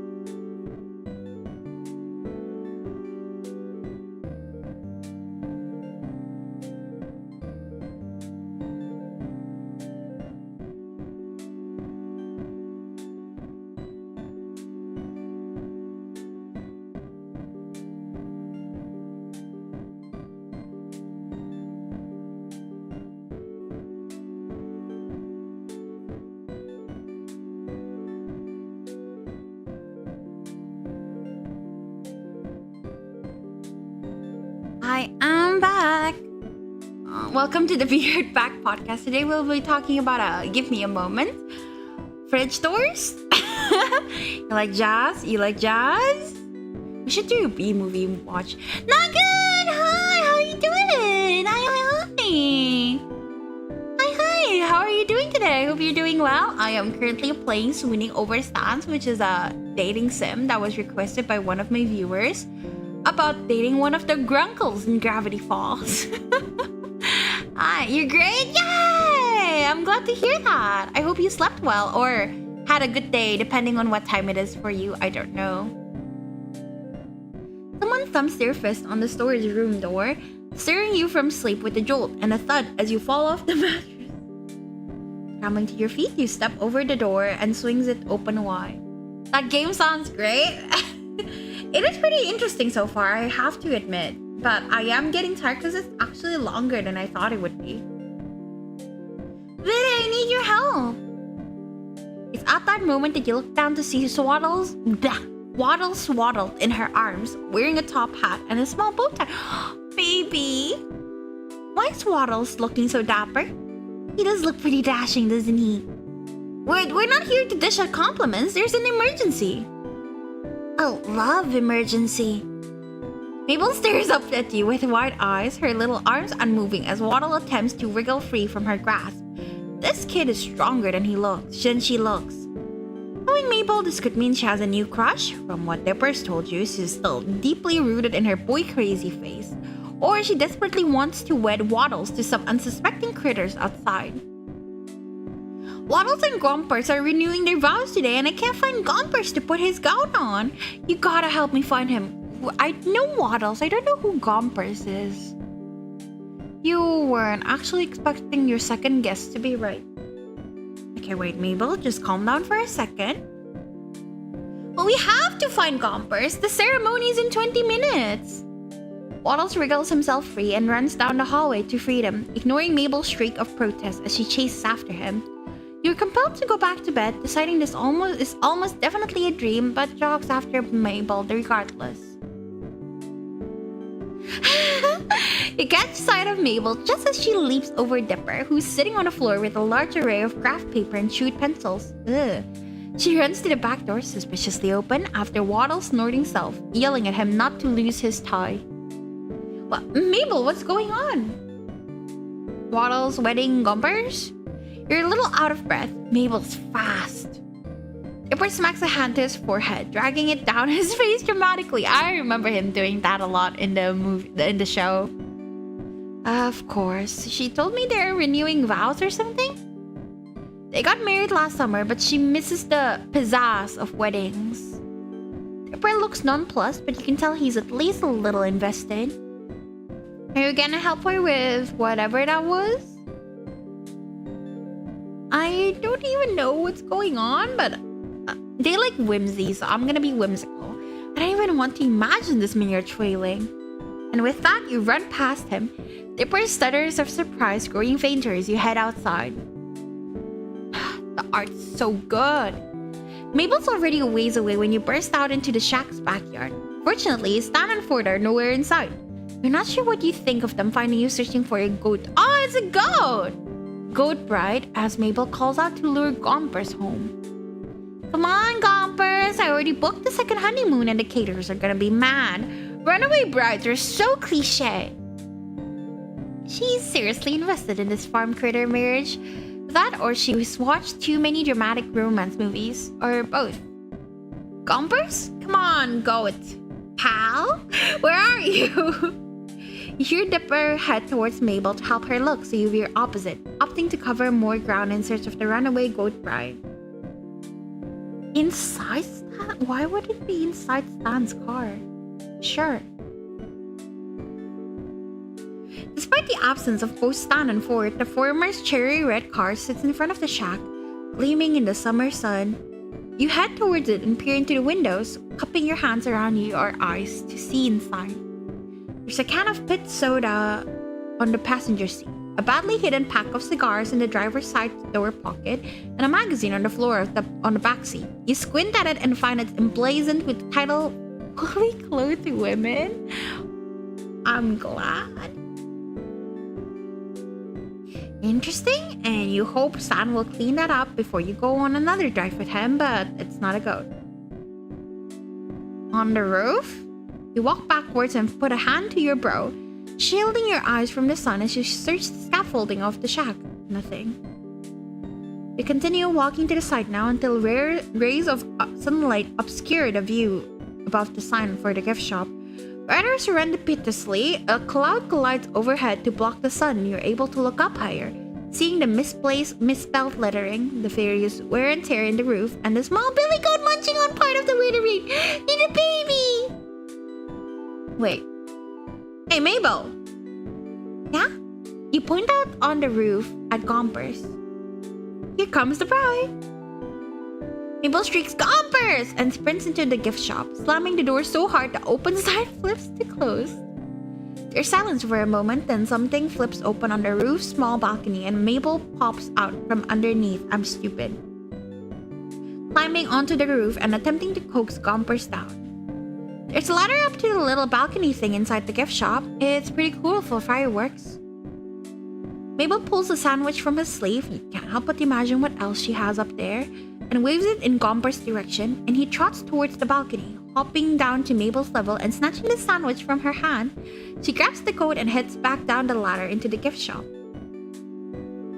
Okay, Gompers, you can't get the pre-wedding jitters anymore. You're already married. You can't get away that easy. Thanks a billion, Vere. You've saved the wedding. And with that, Mabel gets to work on wrestling Gompers into his desk, dress, yelling commands to Gripper to grab Waddles, who thankfully didn't get his bow dirty when he dashed away earlier, and to get everything ready for the most important ceremony in the history of ever. Maybe an exaggeration, but Mabel's excitement is undoubtedly contagious. Okay, once they find Waddles, I think we got everything ready. I am, of course, the Vicar, Caterer, Proud Mother, musical guest combo. Dipper's gonna take pictures for my scrapbook. I never agreed to that. Dipper, please. I gotta officiate. What is that? Officiate. Do you mean officiate? See, I'm so busy I can't even talk right. Please, Dipper, I'll help you with some nerd thing later, I pinky swear. Dipper contemplates this, hand at chin, mirroring his grunkle for it, of course. As long as you actually do this time, then yeah, I'll take pictures. Mabel jumps up and down in excitement, jostling poor Gompers in her hands. Yay! Thank you, Dipper, I owe you one. This is what the best brother looks like right here, Vire. Okay, you don't have to do the whole thing again. Get back to... Waddles, you get back here! Okay, now we have that fixed, which that means we have... Wait. Sue's left already! My ring bearer is gone! Oh no, what are we gonna do, Gompers? Gompers gives the intelligent answer of Ba, chewing on his bridal veil. I could ask her, but I don't know. Gompers chooses that moment to look into Mabel's eyes and bleat at her insistently. Mabel naturally takes this as a sign. Sign from Goat. You're right, of course. This is your special day. Again. Mabel turns to you with pleading eyes. Hey, Vere, could you be the new ring bearer for the ceremony? You would give me no greater honor. I'm very invested in this partnership, Mabel. I gotta see it through.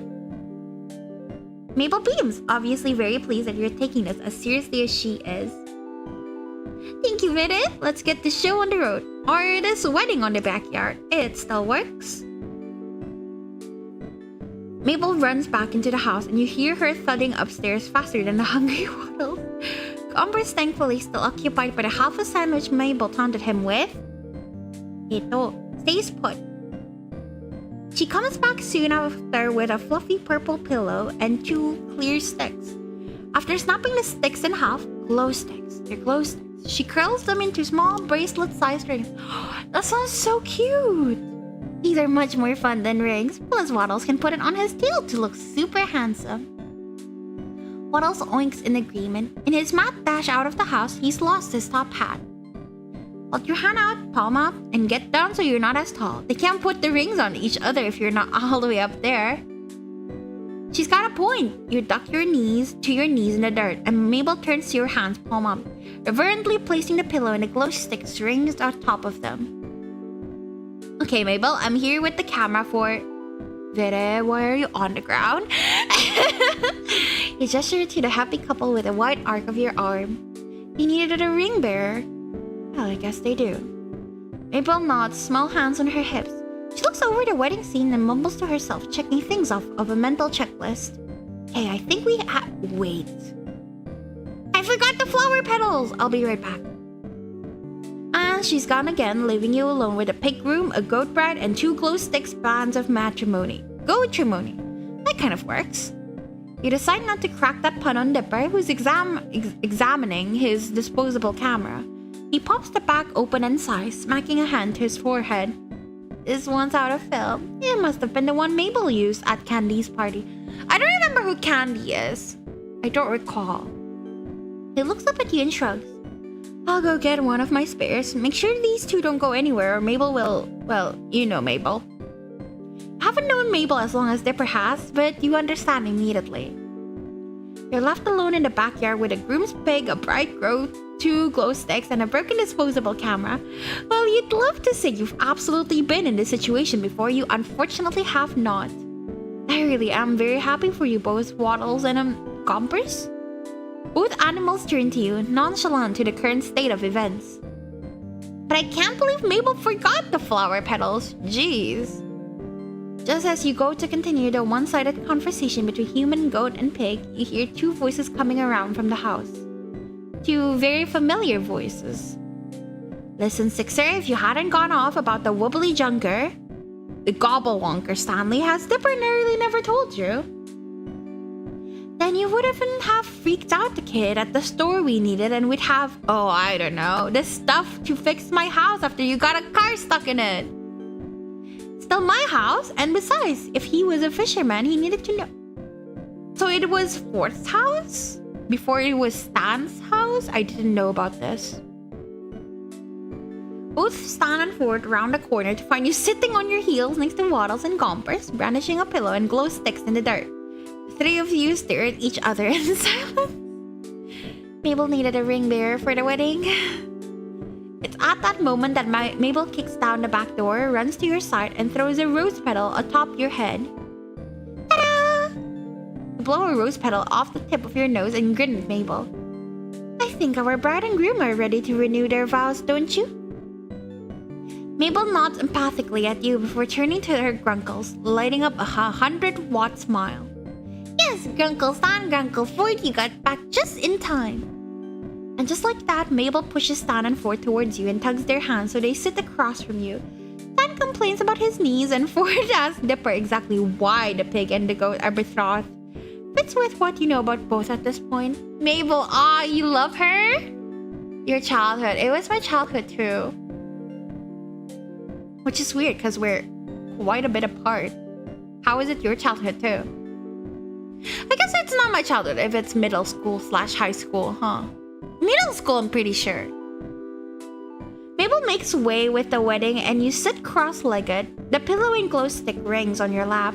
Every so often, Mabel falls into a theatrical sob, wiping a very real tear from her eye before she turns to you for the rings. Should still be, I don't know, we're pretty far apart, Narde. You're just a little baby. Oh, Mabel, how should the betrothed wear their rings since they don't have ring fingers? Yeah, we're pretty far apart, Narde. Just put them on whenever you think they fit best. Well, she does like the Waddle's tail and goat horn. You get up and promptly crouch down in front of Waddles and Gompers, playing your ring bearer part very seriously. The glow stick ring goes onto one of Gompers' horns and you place the other on Waddle's rear, hanging off his curly tail. I now pronounce you husband and husband. Again. Narde's baby. You may now kiss the goat. Waddles sniffs at Gompers and snorts. That definitely counts. Waddles is the cutest thing. I agree. Dipper reappears with a new camera and Mabel throws more rose petals at him. A few get stuck to his fluffy hat and he rolls his eyes but retaliates by taking a very close-up picture, the flash temporarily blinding her. When did it come out? I'm pretty sure it came out when I was not that old. Because I watched it on the TV. So it couldn't have been recently. 2013! It was technically. I was still a child until I'm 13 and then I'm preteen. Wait, what month is it? June 15. I was still a child. Ha ha ha. Bitch. I was still a child for like half a year. And then I was a preteen. Hey, save the film for the newlyweds. I need plenty of pictures for my scrapbook. You owe me a new camera for this, Mabel. He sounds annoyed, but his fun sibling smile gives him away and he starts taking pictures of the happy couple. getting odd angles as Mabel pushes them into silly poses. Step away from the scene and go to head back into the house. Being a ring bearer is thirsty work, but Stan and Fort stop you before you make it to the door. I'm gonna drink first.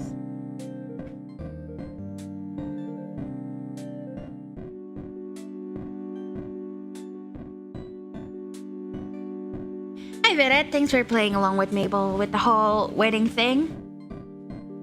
We're both glad you're willing to entertain her whenever we're gone. She didn't make you do it, did she?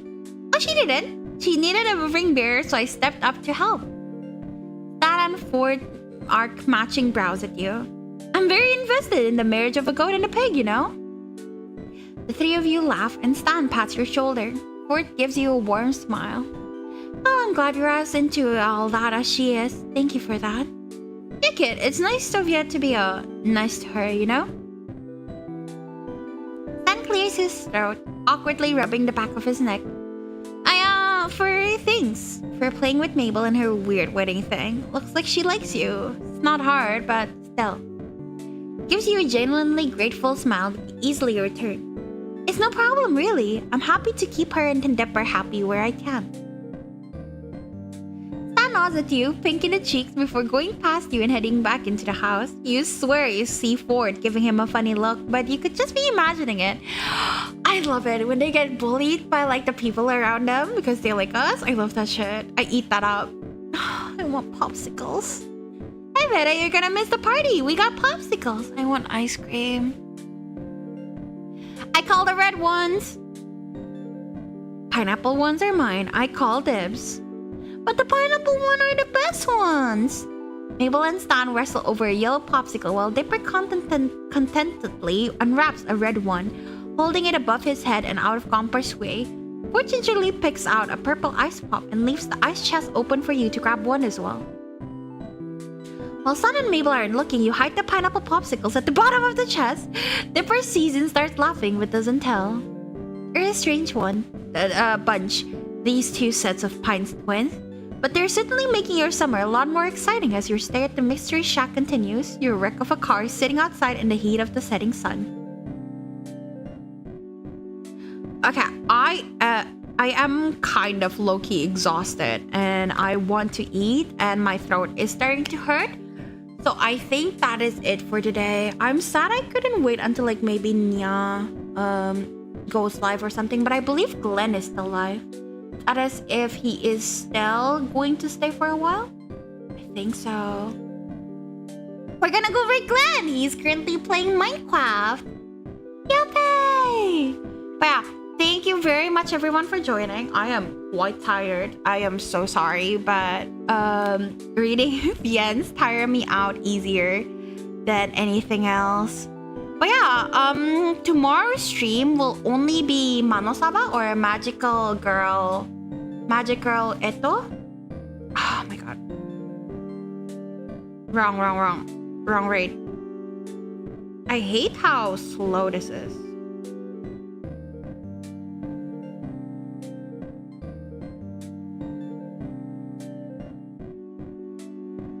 Okay. Let me fix that first. Glenn Partisan. Okay, so tomorrow's stream will be Magical Girl Witch Trials with Unlighted or Manosaba at 4 p.m. GMT +7. I will be cooking in the morning, so I won't be able to stream. But yeah, thank you very much everyone for hanging out with me. It was fun. And I hope to see you guys next time. Thank you for coming and thank you for all the raids. You are all so nice. I got raided like 3 times today, which is crazy. But thank you so much. I think more than 3 times. No, it's 3 times, I believe. Yeah, thank you for coming. And I hope to see you guys next time.